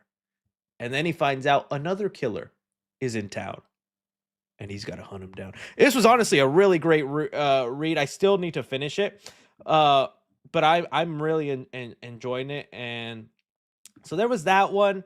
I'm trying to think, like, so many other like one shot things I like. Well, I like Spider-Man. What was it called? Spider-Man Blue is great. That one made me cry. I like Spider-Man Blue, where just Spider-Man kind of recounting the memory of Gwen and what she meant to him. I liked Spider-Man. Was it? What's the one where he tells his whole life story? Or was it Life Story? Is that what it's called? Yeah, Spider-Man Life Story. There we go. I like Spider-Man Life Story, where it finds a way to tell all of Spider-Man's major events in one giant story. So I guess this one would be kind of hard to recommend because you would need to know Spider-Man big events for it to make sense. But it finds a way to do all the big events in Spider-Man's life into one compact story. I really liked it. All things like that. I'm trying to think of like any other ones. I'm not the best at recommending, especially on the spot. If I was more prepared, I'd know. All right. Midnight Suns movie or OG Blade Logan style movie? Honestly, Midnight Suns movie at this point. I like the Blade movies and whatnot, but I feel like Blade almost not peaked, but he got his big go ahead in Doomsday. Not Doomsday, in Deadpool and Wolverine. Part of me would just like to see a Blade with a Ghost Rider, with a Moon Knight, with a Punisher. How do you make all that make sense? I would just like to see that. Hey, Chris, hope you're currently getting enough rest throughout the day. Tomorrow's Jim Carrey's 64th birthday. What you gonna do to celebrate? I do wonder what movie I'd like to show my son one day with Jim Carrey, because he's my favorite comedian, but a lot of his movies not appropriate. I saw Ace Ventura way too young, and I remember vividly watching it and being like, what's happening here? Because if you don't know, the beginning of Ace Ventura is Ace saves a puppy for a woman, and she repays him with a blowy. And I watched that at like 7 years old going, what is she doing to him, Dad? She kind of just disappeared off screen, and I heard a zipper unzip. Huh. Maybe he needed to get sewn on his pants or something. I'm not sure there, Dad. So I think Grinch is gonna have to be the thing, but it's not even his face. Grinch is gonna have to be like the first thing. But I love The Mask, and I haven't seen The Mask in a while. Maybe The Mask. Oh yeah, he'll show him the Sonic movies, of course. Meant to send this last week regarding anticipated shows of this year. Can't wait for season 4 of From. Rumors it'll be out in April. I can't wait, but I need to definitely do a recap. That's one of the things I hate nowadays about like the binging model and the way we consume so many shows and movies. I love the show From. If you still have not seen From, highly recommend it to you guys. Very trippy, crazy. Every episode I was just like locked in, like next episode, next episode, next episode. But because I like binged the entire 3 seasons in like one weekend, it just like now my brain is mushed to it, and I'm like, oh, I gotta watch some recap videos. But cannot wait for season 4. Hey Chris, me and my fiance love watching you. After every movie we see, she'll say, "What did your guy think?" Keep it up, man. Much means a lot. Means a lot. Keep at it. I get that a lot actually nowadays, where couples watch me, and I just think that's so fun. And thank you for the ladies who put up with my immature humor. Jonathan Foyt says, what do you think the highest grossing movie of 2026 will be? I feel like it's down between Doomsday, Mario Galaxy movie, and the Michael biopic. You know, if I had to rank them, I'm going number 1, probably the Michael biopic, mainly for its worldwide appeal, because Michael wasn't just big in the States. Michael was big everywhere, you know, and I feel like maybe he still has that star power all around the world. Then I'm going Doomsday, and then I'm going Mario Galaxy movie. I feel like Mario Galaxy will probably do really well, but I feel like it'll be about as good as the last, or maybe slightly under. I mean, the Odyssey's going to do great as well. Some people say no Odyssey. It will do great, but I feel like as far as sure bets go, probably this one. Rank these action movie stars: Arnold, Bruce Willis, Sylvester Stallone, Tom Cruise, Jackie Chan. Also, 3C lore on how Marvel picked Chris Hemsworth over you to play Thor. I wish that was true. Oh man, this is hard. Because when we rank them, what are we ranking them for? Are we ranking them for how enjoyable they have been overall, their impact to the action movie community, how much work they put in? Like there's so many different levels you could go. All right, but if I'm being honest, y'all gonna hate me. I'm gonna put Bruce Willis at the bottom.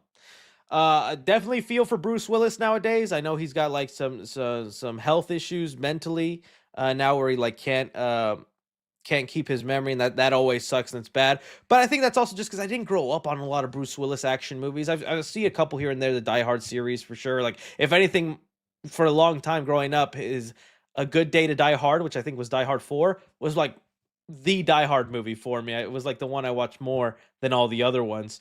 But to me, it's just not as much as the others. So I definitely going Willis at the bottom. Then I'm gonna go Tom Cruise. I know that is insane to say with how much Tom Cruise has done, but Tom Cruise is only, I think, now being considered the huge action star because of how much he puts his life at risk when filming Mission Impossible.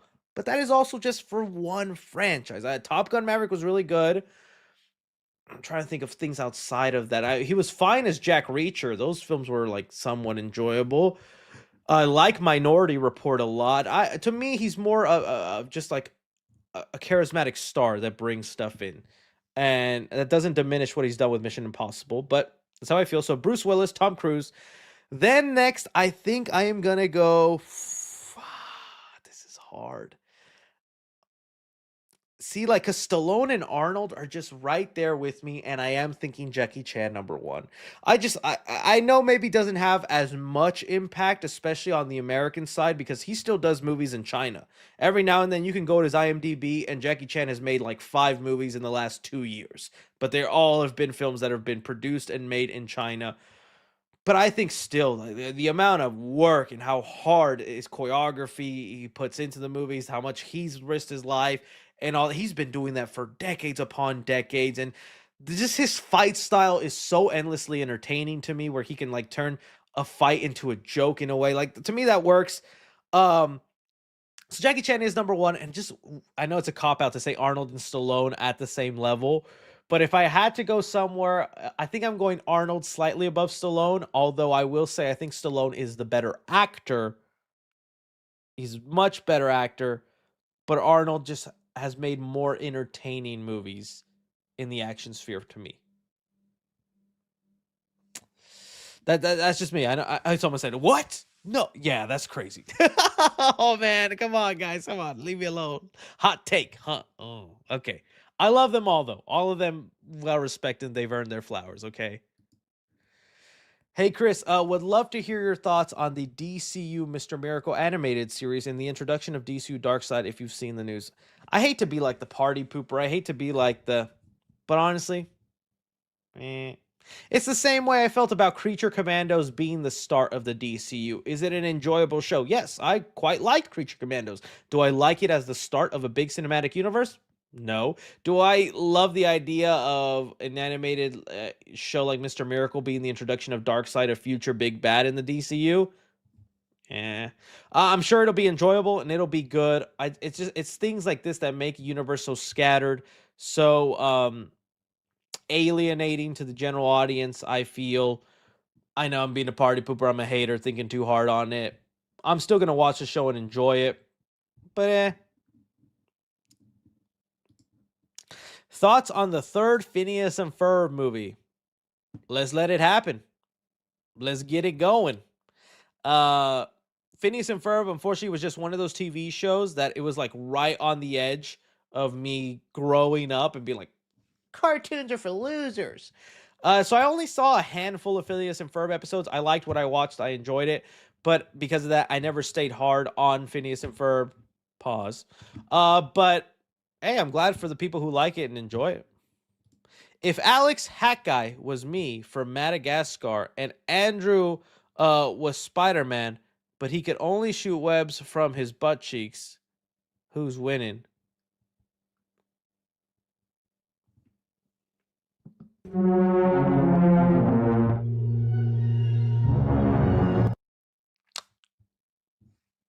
I'm just going to move forward with that one. Marty Supreme was a good movie, but hated Marty. He was a rat trying to get his ambition and goal. He chose that over being a father. And you know what? I think that's one of the reasons I liked it. I know that sounds bad, but I definitely saw the amount of people criticizing Marty Supreme for being like, why do people like this movie? The main guy's an a-hole. Why can't we have that? Why can't we have movies where the main guy is irredeemable but still watchable? I mean, that's something I loved about Breaking Bad. You went so much into loving Walter White to hating him, questioning his decisions, to like he just was the bad guy and he got what he got at the end of that show, right? And so Marty Supreme is like one of those where it's like, why not just watch the story of a bad dude for a little bit? I mean, you should know, not to fall, and you should know this guy's an a-hole. But that was also one of the things I liked while watching Marty Supreme is just like in the marketing where it's all about ambitious, dream big, going hard. It's all things we can all get behind because we want to believe that stuff, right? It's chase your dreams, go big, be the best you can be. And I'm watching Marty Supreme for the first 20, 30 minutes, and I'm like, yeah, this guy's confident. This guy knows what he wants. I hope he reaches his dreams.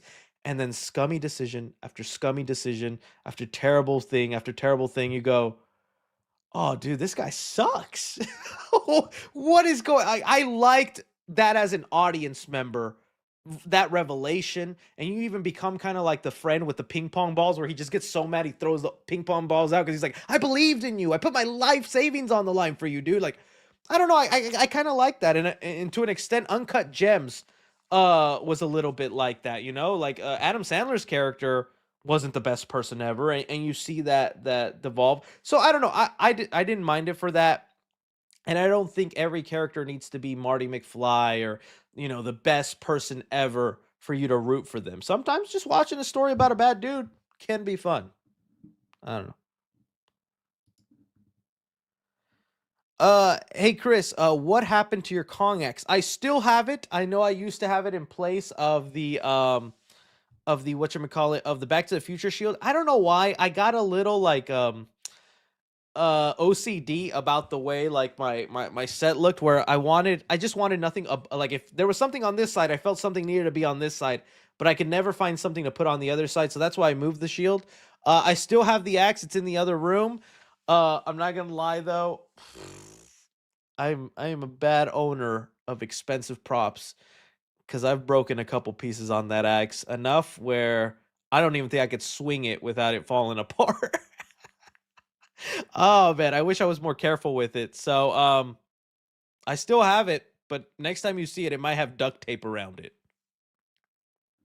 You basically, you ever seen that dead meat video where he breaks his prop? Something of that sort basically happened. I still have it, and it's still in good condition, but it needs some love and care now. Paul King as a director for a Star Wars Broadway musical film or live action Calvin and Hobbes movie. Broadway musical is not the route we need to go with Star Wars. Calvin and Hobbes, I think Paul King would be great for that. If Doomsday nails it, can it top Infinity War? I don't know. I definitely think they're trying to mimic an Infinity War and Endgame thing where Infinity War, was just kind of like the build up, the big sacrifice, the big loss. So I think Doomsday is going to end with Doom winning and all that, setting us up big for Secret Wars. But we'll see. Infinity War has the upper hand right now because it just had so much build up, such great interconnectivity, and Doomsday just does not have that build up. It feels like the buildup just came out of nowhere because they had to.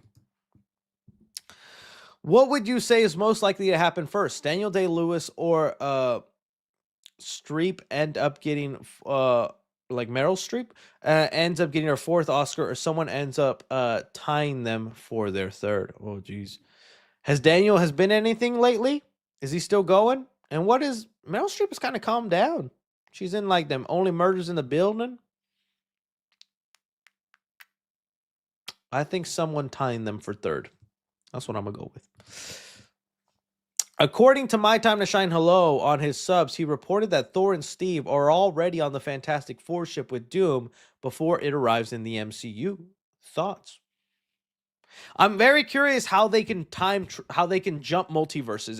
That's something else about Doomsday that someone brought up. And it just goes to show you the way Marvel is. Like, America Chavez, they created a character whose entire power set is punching holes into the multiverse and easily jumping. And there are reports that she has little to no impact in the next 2 movies. The movies that deal with multiverse time jumping. Huh? Then why we dedicate such a big movie to her? It's the same thing. It's the same. I still hope I'm wrong and they can somehow make it work. But these were the problems I was having with later Marvel, because this Multiverse of Madness and Wakanda Forever have the same issue where too much of the movie hinged on a character they were hoping was going to be something bigger in later projects. America Chavez wasn't just supposed to be here. America Chavez was supposed to be the character in No Way Home. That was the whole purpose, to have her there, because she was eventually, it was going to be her. We introduced her in Doctor Strange. Doctor Strange was then going to show up in Spider-Man, and America Chavez was there, and she was going to be easily the thing to jump portals and bring in Toby and Andrew. Things happened. Stuff got delayed. Spider-Man came out first, then Doctor Strange happened. So that entire plot got away, and now Ned has magic abilities. And Ironheart, same thing with Wakanda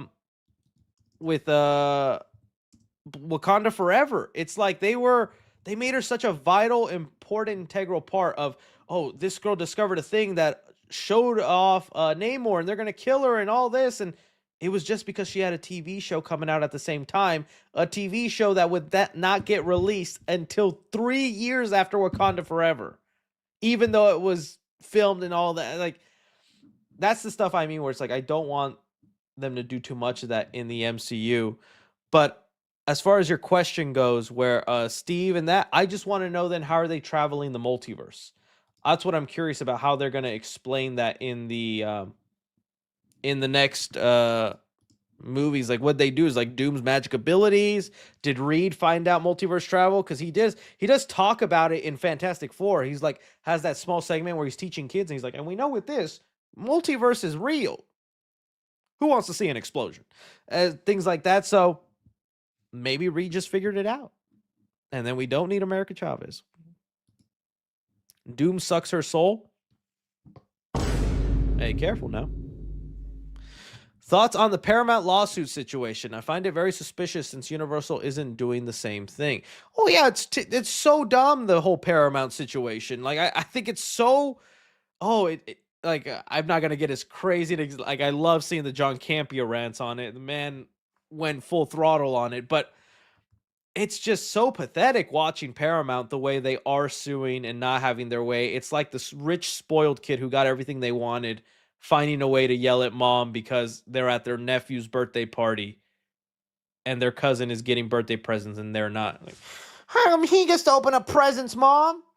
Because it's his birthday. But it's such petty work, and it's just like I don't. They're not gonna win anything. Netflix is gonna get it. It's just so weird how like they just went full throttle with trying to find every way to manhandle whatchamacallit, Warner Brothers. Hi Chris, weekly reminder to watch a Plankton movie so that you can feel joy again. Oh, I still feel joy. My life is filled with tons of joy. Why do you see different angles for videos and lives? Because it's way easier than at my desk. If I tried going live at my desk, oh, that'd be too hard. Because I need two monitors. Because right now I have one monitor right here where I have my live, where I see myself and the stream and your questions and all that. And then on the other monitor, I can be exploring the internet. I can be watching videos, pulling up articles, and doing all that stuff. Basically what I do here, like where I do this. I need the two monitors set up. At my regular desk, I don't have two monitors. It's just one monitor to look at the movie news and read it out loud to you guys. It's just easier. It's just way easier. Plus, I have all the tech and stuff I need. My little soundboard, all that stuff there. So I like it, and it gives it a different vibe too. Makes you feel more personable. Hey Chris, sorry I wasn't in the last live stream. I was working on a Saturday morning, so I didn't have time. Hey, no worries, man. No worries. Keep working hard. If we are explaining fatherhood in phases, then phase 4 and 5 about to be rough. Oh. Is that like you giving me advice? That's crazy. I hope not. Please discuss the life-size Nick Wilde plush being released in Japan. Discussing film has covered it. I did see it. I don't know what I'm supposed to do with Nick. Let's see here. Wild. So they released a life-size plush. Oh man, I gotta be careful because there's Zootopia. That Zootopia fanfic be going crazy. Now I'm saying, here it is. A life-size 1-for-1 plush of Nick Wilde and Zootopia. Dude, look at that sly fox. Why would anyone need this? What are you about to do to him? Let's see how wild you can get. She whispers that to him at night. Okay. Hey, about in Sonic 4, Tom brings little Tom and tells Sonic about the birds and the bees. I don't think he needs to tell him about that. But that's actually a cool direction for the next Sonic movies, is that Tom and Maddie have a kid, and Sonic is an older brother. You have some Sonic X vibes going on there, right? Because there was a kid who was a friend with Sonic in that show. Hey, 3C, will you review the MCU before Doomsday? That'd be a tough order. If I did, it'd have to be by phases. There's no way I could do movie by movie. Or maybe I could do movie by movie. It'd be an idea. I tell you that. Rank Doomsday characters least most excited to see. Oh, man. I'll give you my top 5. Because there's already way too many in there. Number 5, Shang-Chi. I just think his fight style is so cool. I also think Simu Liu is charismatic as the character. So love to see the way he'd interact with other people. Then I'm going to go... probably Tobey Maguire Spider-Man in there. He's in the movie, man. Come on now. We've seen enough evidence. He's going to be in there. I want to see his interactions with all the other characters and what they got going on. I'm just afraid he's not going to have as much screen time as I think he will. 3, I'll go Doctor Doom. I'm very curious how the way they just handle RDJ as Doom, how much screen time he has in terms of his face or with the mask, if he's actually going to be playing a good guy the whole time or what goes on there. Don't tell me. Everybody thinks they're gonna kill Toby. I know people are saying that. I really hope not, man. I'd be so upset if they kill Toby. Um, let's see here. I'm trying to think who would be above those two. I feel like I already shot everything with those two. Um, I'm thinking there's got to be though some multiverse shenanigans, and I like to believe the rumors. Oh wait, James Marsden Cyclops. There we go. I was like, there's somebody else I was thinking about. James Marsden Cyclops #2, just because it looks like they're gonna let him aura farm, let him go crazy. That'll be awesome. And as far as like a multiverse character, I hope we just somehow do Superior Iron Man. I don't know if we will, but I've seen the rumors that those started popping back up again, or maybe like a Hydra Cap, just an evil version of an OG Avenger. I'd like that. A rock is hard like me when I see 3C films. Any plans for your 10-year anniversary? Oh my goodness, that is this year. What the heck? I've been 10 years on YouTube. Only been famous for like 7 of those years. Oh man. You just reminded me about that, man. I gotta plan something. I don't have any plans right now, but I gotta think of something now. Did you see the news casting for How to Train Your Dragon 2? Yeah, I saw the people that they added. Seems fine. Still just kind of on the movie, you know. If I want to watch How to Train Your Dragon 2, pop it on TV. I hope they do a good job with it though. The casting that they've added so far seems good. Nothing against it. Hey 3C, it's my birthday today. I am 19. Well, happy birthday. And on the road to becoming a paranormal investigator on YouTube. Life is great and you demand. Hey man, well I hope no ghosts touch you. They've done that. Hola papi, vamos a Tijuana para mirar las mujeres. Oh. Me when I come back and my wife finds me.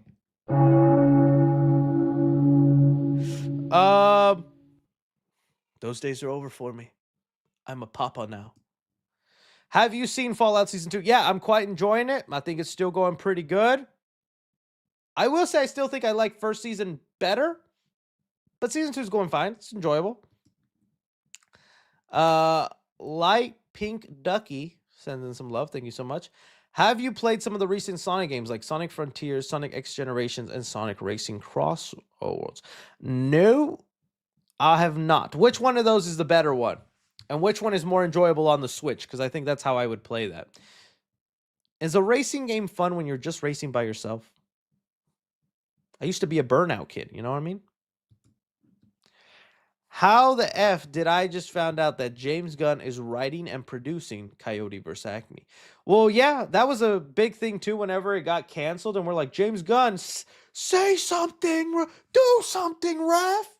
And James was like, Superman's going to have trunks. But I'm glad the movie's getting made. Yeah. Did you hear that Cate Blanchett is going to reprise the role of Valka in the live-action How to Train Your Dragon movie? Yeah, I saw it's good stuff. Makes sense. I'd like to see how they differ from the movie and if they can keep things spicy, meaning interesting.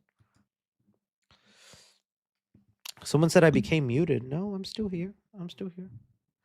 3C, how would you rank these by excitement if announced right now? Spider-Man 4, and Nightmare on Elm Street, Back to the Future 4, and Avengers vs. X-Men. Well, I'm telling you right now, Doomsday probably is going to be the Avengers vs. X-Men movie.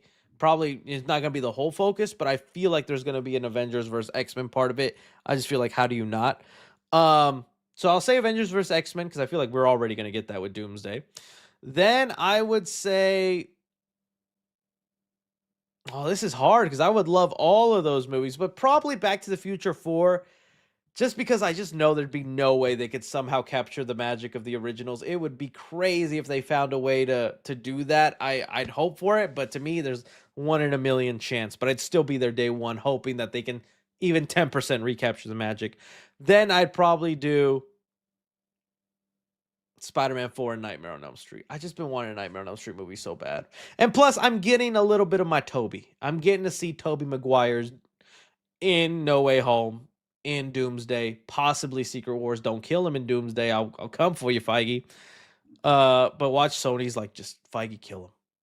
Feige, just get rid of Toby because we're tired of people asking for Spider-Man 4.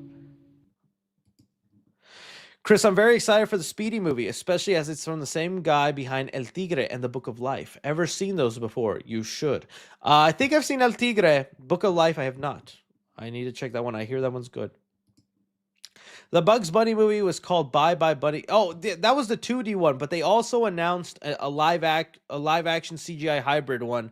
Posted on Insta Audio Clips. He had the original recordings in the studio of the film. But yeah, I did know about Bye Bye Bunny. That was another Day the Earth Stood Still kind of situation. Hola, Chris. Could I get a belated Feliz Cumple? Also, what is your favorite Eugenio Derbez you worked? I liked his shows. Probably Vecinos was like one of the last ones. Yeah, but probably Familia Peluche. Like, I love Familia Peluche. That was good. The original and the rebrand or the revival they did when they were all older. Probably that. Did you see Cody's GameStop tweet? Over 100K likes. Ooh. You know, also saying, and this isn't even anything against Cody, but I've noticed it is way too easy to have viral tweets on Twitter now. It used to mean something to get 30K tweets, 6K likes, 5K likes. That used to be a challenge, and it meant you said something worth saying. I'm telling you now, I will see tweets go viral for the lamest things. And that's not me commenting on Cody. Cody's great and all that. I did not get oh wait, this one. But this one went viral for a great reason. He actually owned them really well. He's like, this you GameStop, and his Funko Pops and all the merchandise and dumb things. I think I've actually I have one of the Spider-Man cups right now though.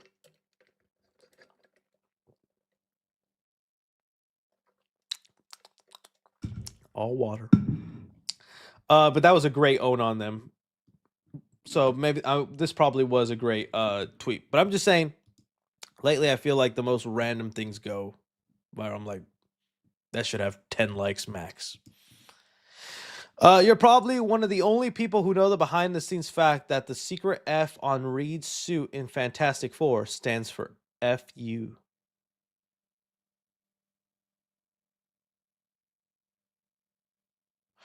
Oh.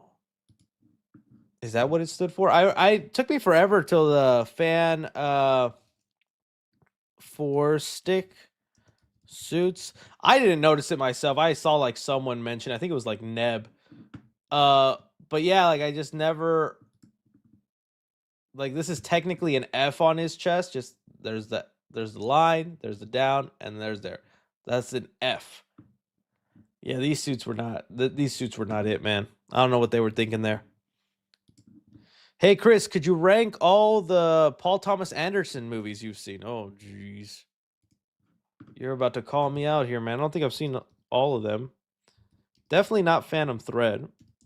I just didn't seem interested in that. I need to see it, though. I need to see it. Paul Thomas Anderson movies. I think my favorite one is still Punch Drunk Love. I just love that one a lot. Least favorite is Licorice Pizza. Just not into it. One Battle After Another will be... Oh, no. There Will Be Blood will be number 2. One Battle After Another. Boogie Nights. Magnolia.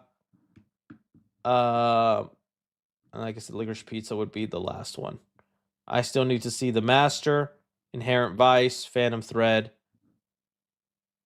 Yeah.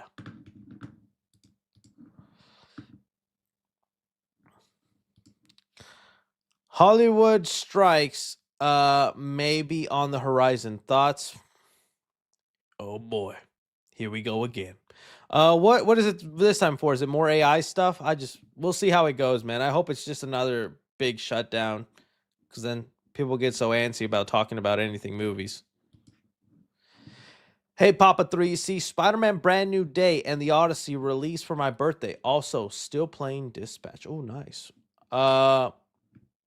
Well, happy birthday for you on those days, man. That's going to be a good time.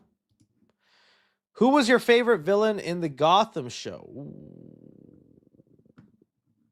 I think I was only like 3 seasons deep, so I didn't get very far. I don't even remember. I think like the last person I remember was friggin' Penguin, because he was just the most pronounced one all throughout. Other than that, I did like Edward Nigma.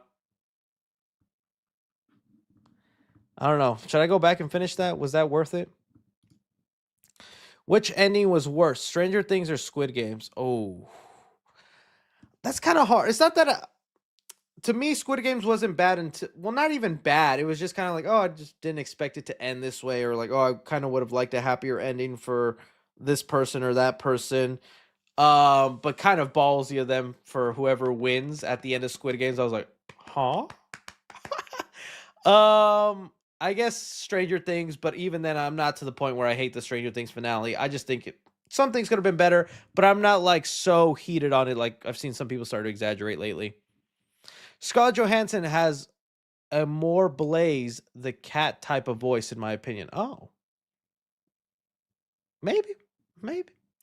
Hey, Chris, will you be watching the LA One Piece? If you do enjoy it, I really recommend the anime. It's storytelling, world building on another level, even better than the MCU. See, the thing is, and this is my problem also with heated rivalry. I'm sure it's good, but because I've seen so many people like just hype up heated rivalry and One Piece for so long, but it's just a subject, and it's the same reason I've never watched Pirates of the Caribbean. I just don't like pirates. I just don't find pirates interesting. With heated rivalry, I hate gay people. No, I'm just kidding. I don't like hockey. I don't think hockey is interesting. So I'm like, I'm sure watching two men kiss and be all hot of each other is a good time, but at the end of the day, they're playing hockey. What? Okay, but I hear is heated rivalry about pirates? No, but that's what I mean. It's like, I'm sure I would like heated rivalry if I didn't hate hockey so much. I'm sure I would have watched Pirates of the Caribbean, and I probably still will like Pirates of the Caribbean if I give it a shot. But just because I don't know, I'm just not into pirates. I remember one time I think Warwick Davis said that he pitched a Leprechaun movie that takes place in pirate times, and I was like, oh, thank God that didn't happen. Although it would make sense, Leprechaun getting some pirate gold, that'd be fun. Someone said cancel Unk. Someone's gonna take that so out of context, but yeah, dude. So that's what I've been thinking about ever since, because everybody's been like talking about heated rivalry, and I was like, oh, okay, cool. That sounds like interesting. And I was like, two guys who play hockey, and I was like, I was like, but they're gay. Oh.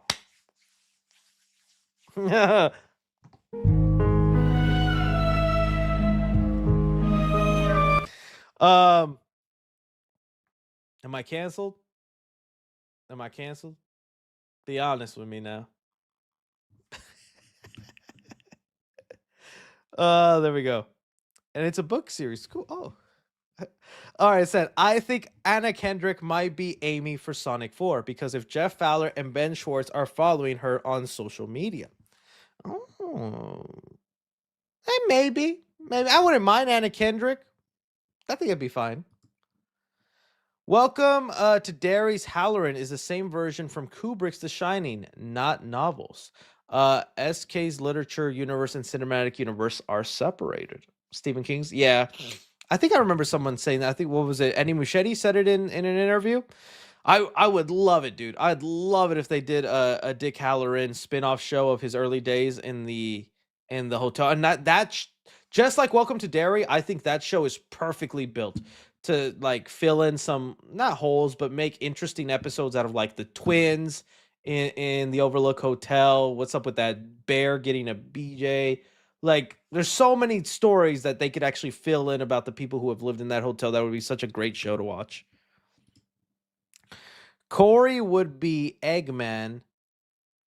I don't know if I can say that from Sonic Rush. I'm just gonna Chris, when he said,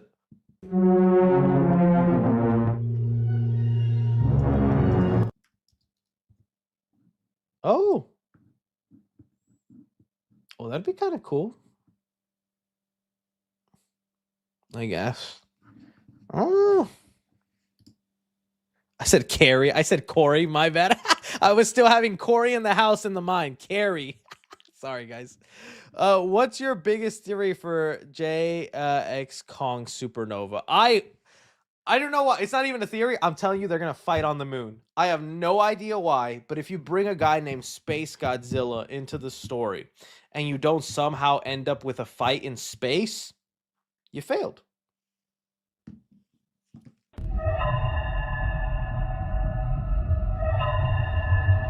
I think that, so I would love to somehow see Kong in the Iron Man suit, jetpacking off, grabbing Godzilla. They go to the moon and they just fight there somehow. I don't know if it'll actually happen. That'd be crazy. But Supernova, I mean, it's got to do something. That way you can have the all-out destruction without the comments of like, oh, they destroyed that city. Well, it's going to be a lot of tax dollars. Yeah, they saved the day, but they killed 200 people. Can't do that on the moon. Can't do that on the moon. Plus a zero gravity fight. Compa Chris, last year was a resurgence of high ratings for Rob Zombie's Halloween 2. You gonna give it another shot? Watch him start reading with accent. Órale, ¿qué piensas que voy a hablar con acento? You know what? I'm starting to get softer. That's what she said. On Halloween 2. There's parts of me when I did my rewatch, when was it, like 2-3 years ago for Halloween Ends or something? There's a part of me that wants to like Halloween 2 Rob Zombies. I love the opening. Part of me wishes, even if it would have been the most simplistic, basic slasher, just brutalness, but I love the opening. And understanding now as I'm older, because again, when I saw it as a kid, I just was like, what is all this? I do think there is something interesting in the psychological effects that Laurie has and all that, but then I just can't get behind the white horse stuff, those visions, the way Michael looks in the movie, and like he starts talking at the end, or I know maybe that's the alternate cut or whatever. But there's parts of me that do want to get softer on Halloween 2. But I think overall, the film in the Halloween franchise that I get most soft towards is Halloween Ends. I feel like I hate it a little bit less every time I watch it. I still don't think I'll ever be like fully loving it or thinking, but I think that Corey story is really cool. I think it does have like a nice score and vibe. I do watch it still being like all the missed opportunities and things that they could have wrapped up better in that trilogy.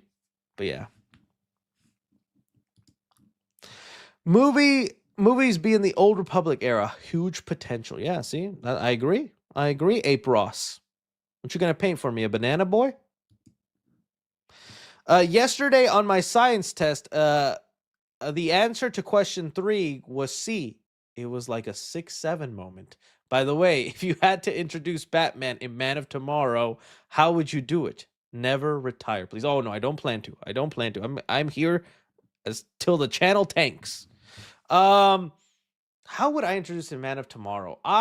It's gonna be hard because I feel like it's already such a packed movie, and I don't know where we would go. I think maybe what you do is Lex is now broke because he's gone to prison, and so he's lost everything, and maybe Lex needs money or needs some sort of funding. Same with Superman, to build or get going on whatever device or thing they need to fight Brainiac, because Lex has got to build his suit. There's probably going to be some sort of satellite involved, laser ray or something, right? Or maybe just even a shield dome over Metropolis or something. That's how you bring in Bruce Wayne. I'm happily to fund it. I got to keep my eye on this Lex, and I don't know if I can trust you, Clark. I don't know. Something like that. Not a great idea, but that's how I do it.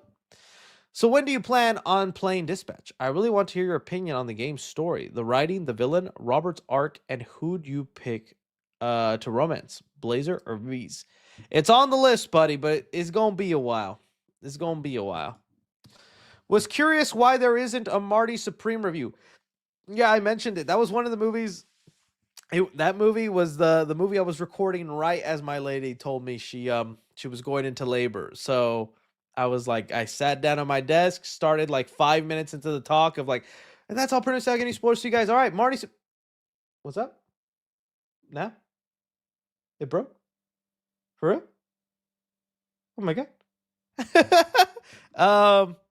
And then I just spent the next 4 days hospital, coming home, dealing with the little baby infant.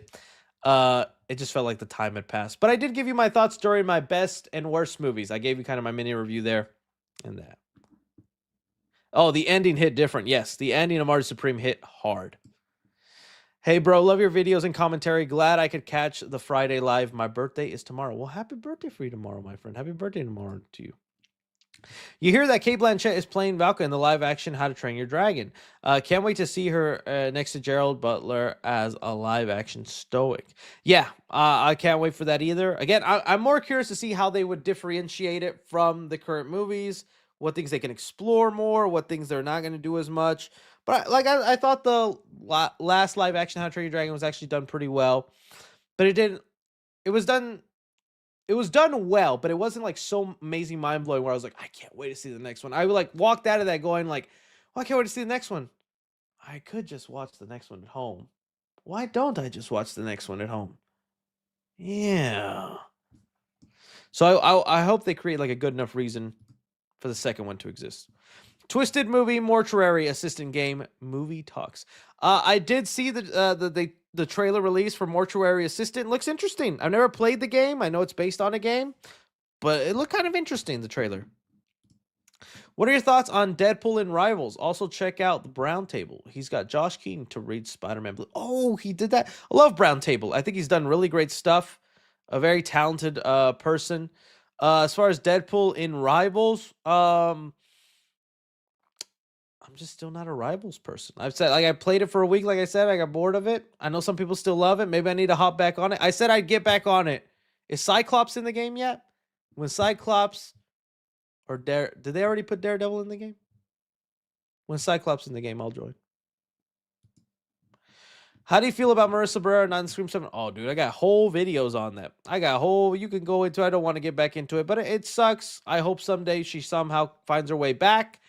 But yeah, and it also sucks because of what that controversy did to the fandom, because it made such.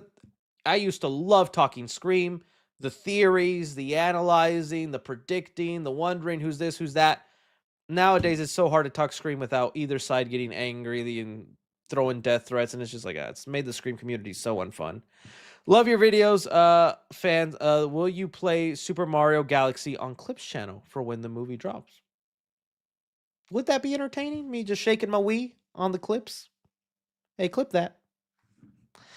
I really recommend reading Absolute DC Trinity. Oh, they have a book with just the 3 of them, or do you mean like reading Absolute Batman, Absolute Superman, and Absolute Wonder Woman? If they have a book with the 3 of them, I'll read those. It's kind of been almost a year since any information of Chucky. I honestly think Universal is taking a pause on him. Like, there's no hints or breadcrumbs of the next movie. And you know why that is? I'm not even being joking. Megan 2. Megan 2, if anything, not only killed Megan and her franchise for a little bit, although Jason Blum said he'll find a way to make Megan 3. It made Universal go, oh, killer doll movies not hype right now?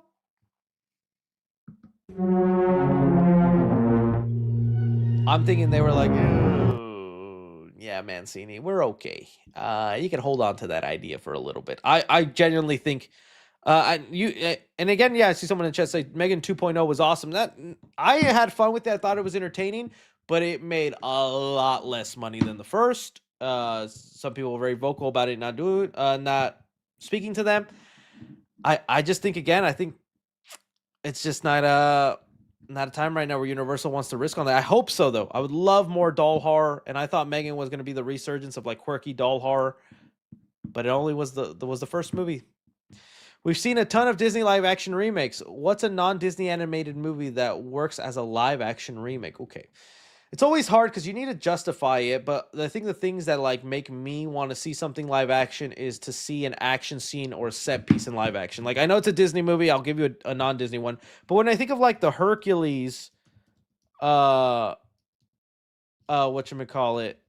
live action, I can't wait for like this scene. Bill, in live action. I can't wait to see Like, if this actually happens, I remember this scene as a kid was peak.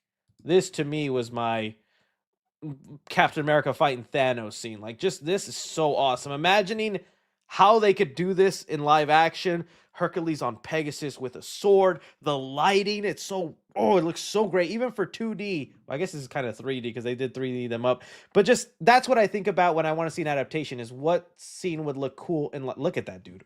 Oh! Please, Russo brothers, don't mess this up. They're not directing, but they're producing it, and I want this movie so bad, please. But that's what I think about. So I guess when I'm thinking about like a 2D animated movie or an animated movie non-Disney that it could go live action, I'm trying to think of something that would look cool. I don't think you do Shrek. I know there was, oh my gosh, did you guys see that horrible AI video? I don't even want to pull it up, dude, but I'll just tell you, it was disgusting. Someone did, okay, I'll pull it up. Folded under zero pressure, but right now, if there's little children watching, maybe you just want to cover their eyes for a second, because this Shrek, oh cool, we got the stuff, it's leaked. Oh, first cross-promotional product to sell $0. Ain't no Nintendo fans taking a shower, Old Spice. And I would know.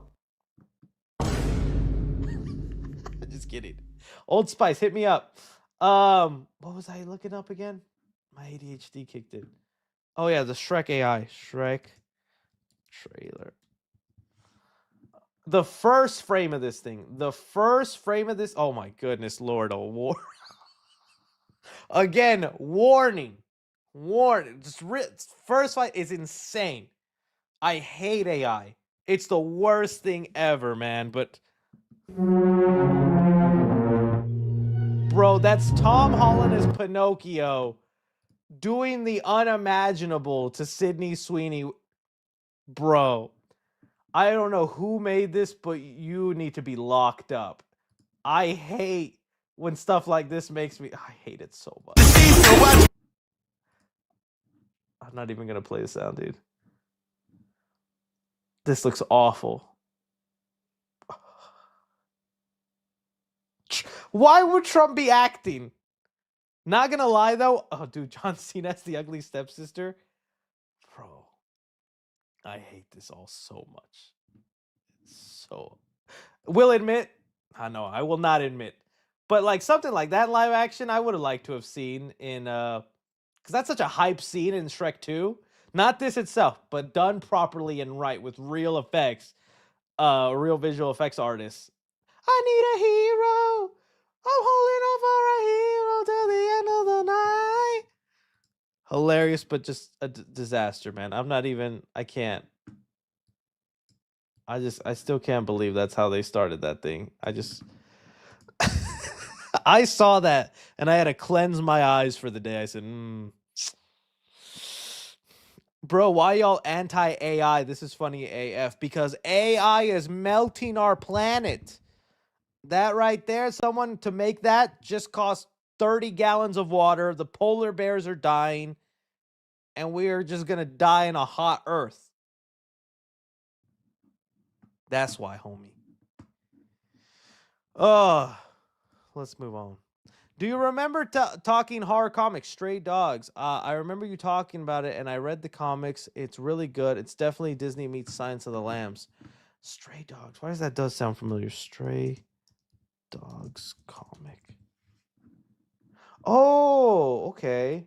I've heard of this, but I don't think I've actually read it. Looks like some furry stuff. You know what I'm saying?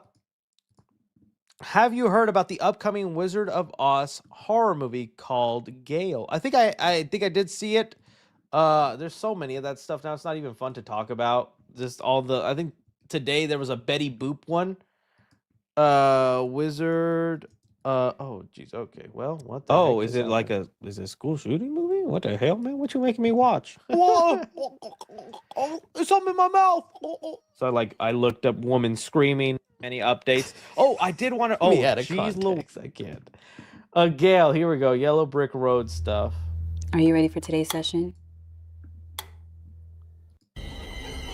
I mean, I feel like the Wizard of Oz universe is kind of built to be a horror movie, but none of these horror movies ever do genuinely interesting things with the properties. It's just always like the most lowbrow basic thing you could ever think of.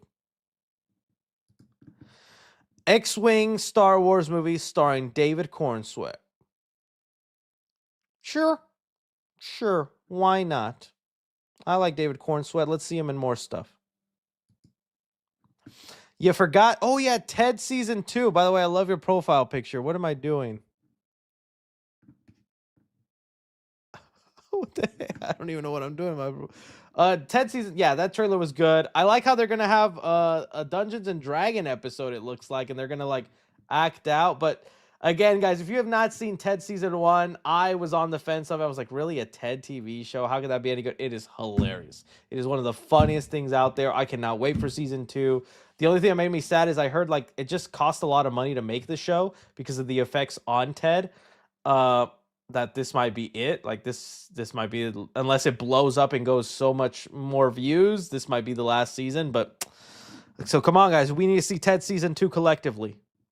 I think there was like a rumor they were trying to turn it animated instead, which I just don't think would be as funny. Maybe it'd be fine. Maybe it'd be funny, but I like the live action of it. Did you hear that Strangers had a screening last night? Yes, I did see that. If you guys don't know what he's talking about, The Strangers, you know how we have Chapter 1, Chapter 2, and this February we're getting finally Chapter 3, the end of it all. They'd been saying for a while that after the trilogy was done, they were going to do a supercut of the movie where they edit together part 1, part 2, and 3 into one film. So it wouldn't be like one 6-hour movie. It'd be like one, like maybe 2-hour, hour 40 movie that takes parts from each part of the trilogy and turns it into one story. And they said that's actually how the movies were written. So it makes me wonder then if they just had a script for one movie and they're like, can we fluff this up into a whole trilogy? And that's why the movies have just been so unbearably bad, because it's basically one movie idea cut up into 3 films. I'd be curious to see if that works, man, because so far these have not been it, and I can't wait to be done with them. Let's see here. Thoughts on the dog from Good Boy winning an award at the Astro Film Awards? I mean, good for the dog. I feel bad. Can you imagine being the actor who spent your life, worked hard, and this dog took my job? That's not nice, man. That's not nice. Hey, Chris, Adam Sandler once said on Norman McDonald podcast that he wanted to play a villain in a movie. Who should he play? R.I.P. Norm. Yeah, Norm was hilarious. Just make an Adam Sandler movie where he is the bad guy. I know you could say Uncut Gems or Little Nicky, but I don't know what villain. Make him Green Goblin. Yeah, Spider-Man. I wish I could do it. Adam Sandler voice. I can't. I wonder, once Marvel resets, what will the time period of the reset be set in early 2000s? Or are they going to continue with our current time? I think it'd be with our current time. It'd be interesting, though, but I think, yeah. I think our current time, no reason to go back. Plus, I want to see modern-day mutants. I want to see Cyclops with an iPhone. How does his Face ID work? Does he have to take off the visor and optic blast his phone every time? Professor X, I need another one. Maybe he just has an iPhone 10 because he still needs Touch ID. Yeah, slow phone, but I can't use Face ID. Can you show us your videos and your vids and live setup? As a video? Maybe for the 10-year anniversary I could do that. Just like a day in the life of 3C. How I made it 10 years. Thoughts on Euphoria on TikTok from Teen Views? I mean, Euphoria is definitely popping off because of the pre-teens watching the show because of how horny it is. And that season 3 trailer, literally Sydney Sweeney shaking butt. And I paused and rewind. No sound effect needed for that one. You live in that silence. I do hope that's the last season though. Euphoria, it was actually really interesting for the first season. Then season 2 just got like a whole lot of all over the place, where a lot of storylines from season 1 didn't even get concluded. And now for season 3, a lot of characters that were integral to the show are not coming back. A lot of storylines are being dropped, things that were being set up, and now it just feels like, hey, how much butt can we shake out of Sydney Sweeney this season? Let's ask her. You know? So I hope it's just kind of the end of it and they do something interesting with it. Someone said it's a body double. Hey, makes no difference to me.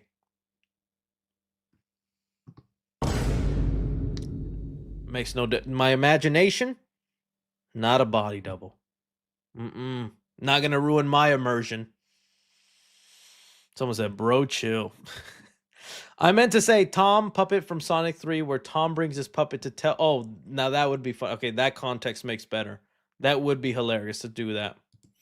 I just hit 200 subs. Keep at it, Angel. Any birthday plans on a Friday too? February 6th, guy. Yeah, February 6th. Why you gotta tell the whole chat, man? Come on, man. Just you don't gotta tell nobody. Just spend it with my little baby. Spend it with my baby. He's gonna be the greatest birthday gift. So, yeah, nothing too crazy. I've been avoiding leaving the house because it's still flu season. All the news places have been terrifying me. I did leave just to go to my screening in 28 Bone Temple, and next Thursday I have my screening for Send Help. That's why I'm only leaving the house to go to screenings right now because I'm just fearful of getting sick and then bringing that home. But yeah, just staying home, just enjoying everything there. Old F 31. I hate y'all. I hate y'all. Maybe I'll do a birthday stream. America Chavez. Well, I'll have to. It's a Friday. I'll have to do a birthday stream. America Chavez is such an underutilized character. So much wasted potential. Yeah, I agree. What about Eli Roth's Snoop Dogg movie coming? Oh, I haven't seen the trailer for that. I did see the headline for it, where it was the movie is called Runaway You B Word. Not, and it doesn't say B word. It says the actual B word. It's interesting title. Have not seen the trailer and stuff for it yet. Live 10 of asking Chris to make a short film. Will you review all the scary movies before the new one comes out? I actually have seen one, just a clip. See, that's a tough one. Because I don't know how to approach reviewing a comedy, because part of my review style is, having a little fun, joking around, and, making fun lightly of the thing I watch. How do you do that with a comedy movie where it's like, what's funny? This scene. You know what else is funny? This scene. I got to find a way to do it. I know there's probably a way to do it. But if I do, it'll probably just be all in one video. Just scary movies all in one. Maybe I guess I'll more focus on the scary movies, how they went from hilarious, fun parodies to just disastrous, dumb pop culture reference after pop culture reference, and just talk about that de-evolution of the series that I think killed it for a bit. Maybe that'll be the angle I take. Hey 3C, hope you can shout out our channel, especially since we launched the campaign for Terrifier 3 popcorn buckets. Oh yeah, Nerd Box Official. Check them out. They be making buckets, and I be trying to do things with them. Marvel Rose 17 says, 3C, do you ever plan on stopping the weekly lives? No, I still want to. I still want to keep things fun and fresh. That's why I brought the soundboard, even though I get it. It's overdone. But I have fun with it, and it's what keeps it exciting. Maybe one day I'll plan IRL streams, and I'll be the next Speed. IRL stream at my local Walmart? Yo, check out this bread. $2.99. Should I go whole wheat or white, chat? I think they say whole wheat. E. I gotta make these. I show films. I show cinema. Man, I have such respect for. I know whether you like him or hate him, but the amount of work Speed puts in and the things he does, awesome for him, dude.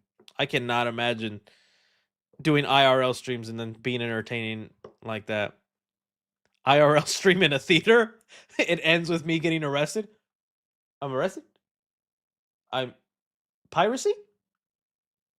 Everybody's watching Doomsday on my channel. $300,000 fine. And now it's worse because everything I'm repeating, I'm saying into the chat. Okay.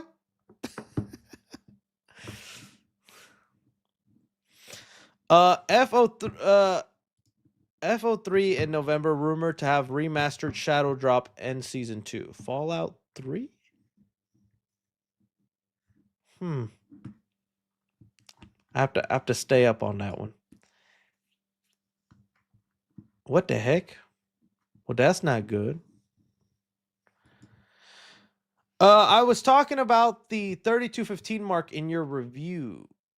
I was talking about the 3215 mark in your review. I'm confused about this. Hang on, sorry. Let me go back to what you were saying earlier, my homie. Was this about the Marty Supreme review, or is it something else? Oh, yes. Okay. How I brought it up? Yeah. Thank you, buddy. I know what you're talking about with the Fantastic Four. Yeah, you're right. Thank you.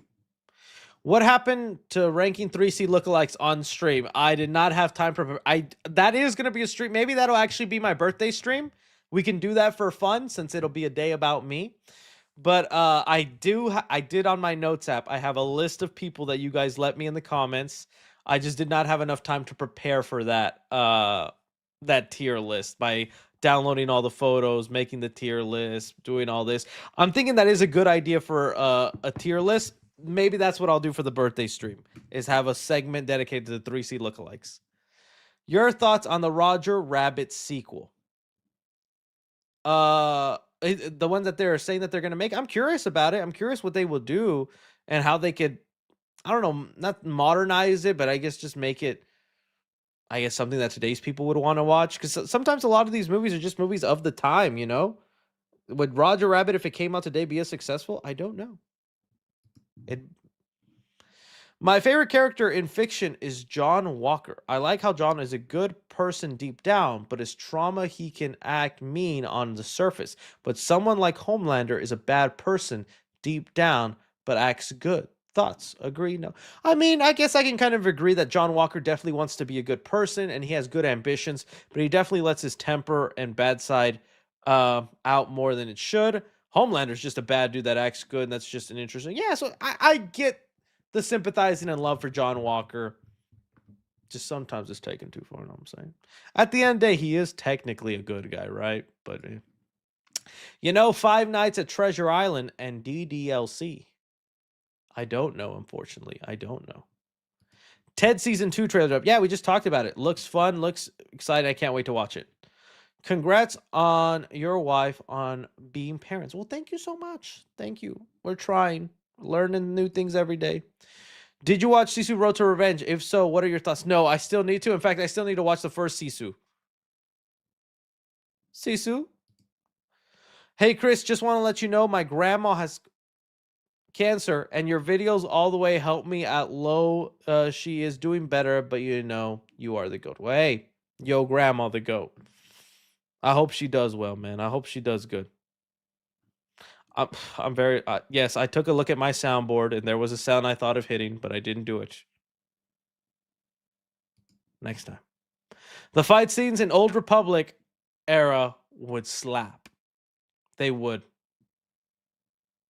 Yeah, I mean, you didn't read all my Bugs Bunny chat. Where, yeah, you talk about the bye-bye or the one about the guy in the chat that needs to be executed. Or America Chavez underutilized. I'll keep an eye out for it, homie. What is the most scariest movie you've ever have seen? Oh, man. Well, it wasn't until I was a kid. I think it was like Exorcist at one point. Like, it was just terrifying. The Exorcist movie, because it felt so real. As I got older, it's hard to be scared of horror movies now. It's just, you just know there is. I think you just get more sickened, kind of like 28 years later, Bone Temple. Now that's a movie as an adult, you're just like, because to find myself in that situation, heck no, take me out, Jimmy. But probably that when I was a kid. Probably that was just really terrifying to me. Just the suck your cock, pretty boy. He's gonna do what, Dad? I mean, I guess.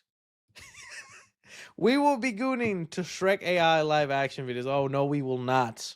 No, we will not. We are getting a biopic of Ozzy Osbourne. Well, that'll be a good one. That's someone I've always heard of, but I don't know too much about. All I know about Ozzy Osbourne is the cameos he makes in Austin Powers.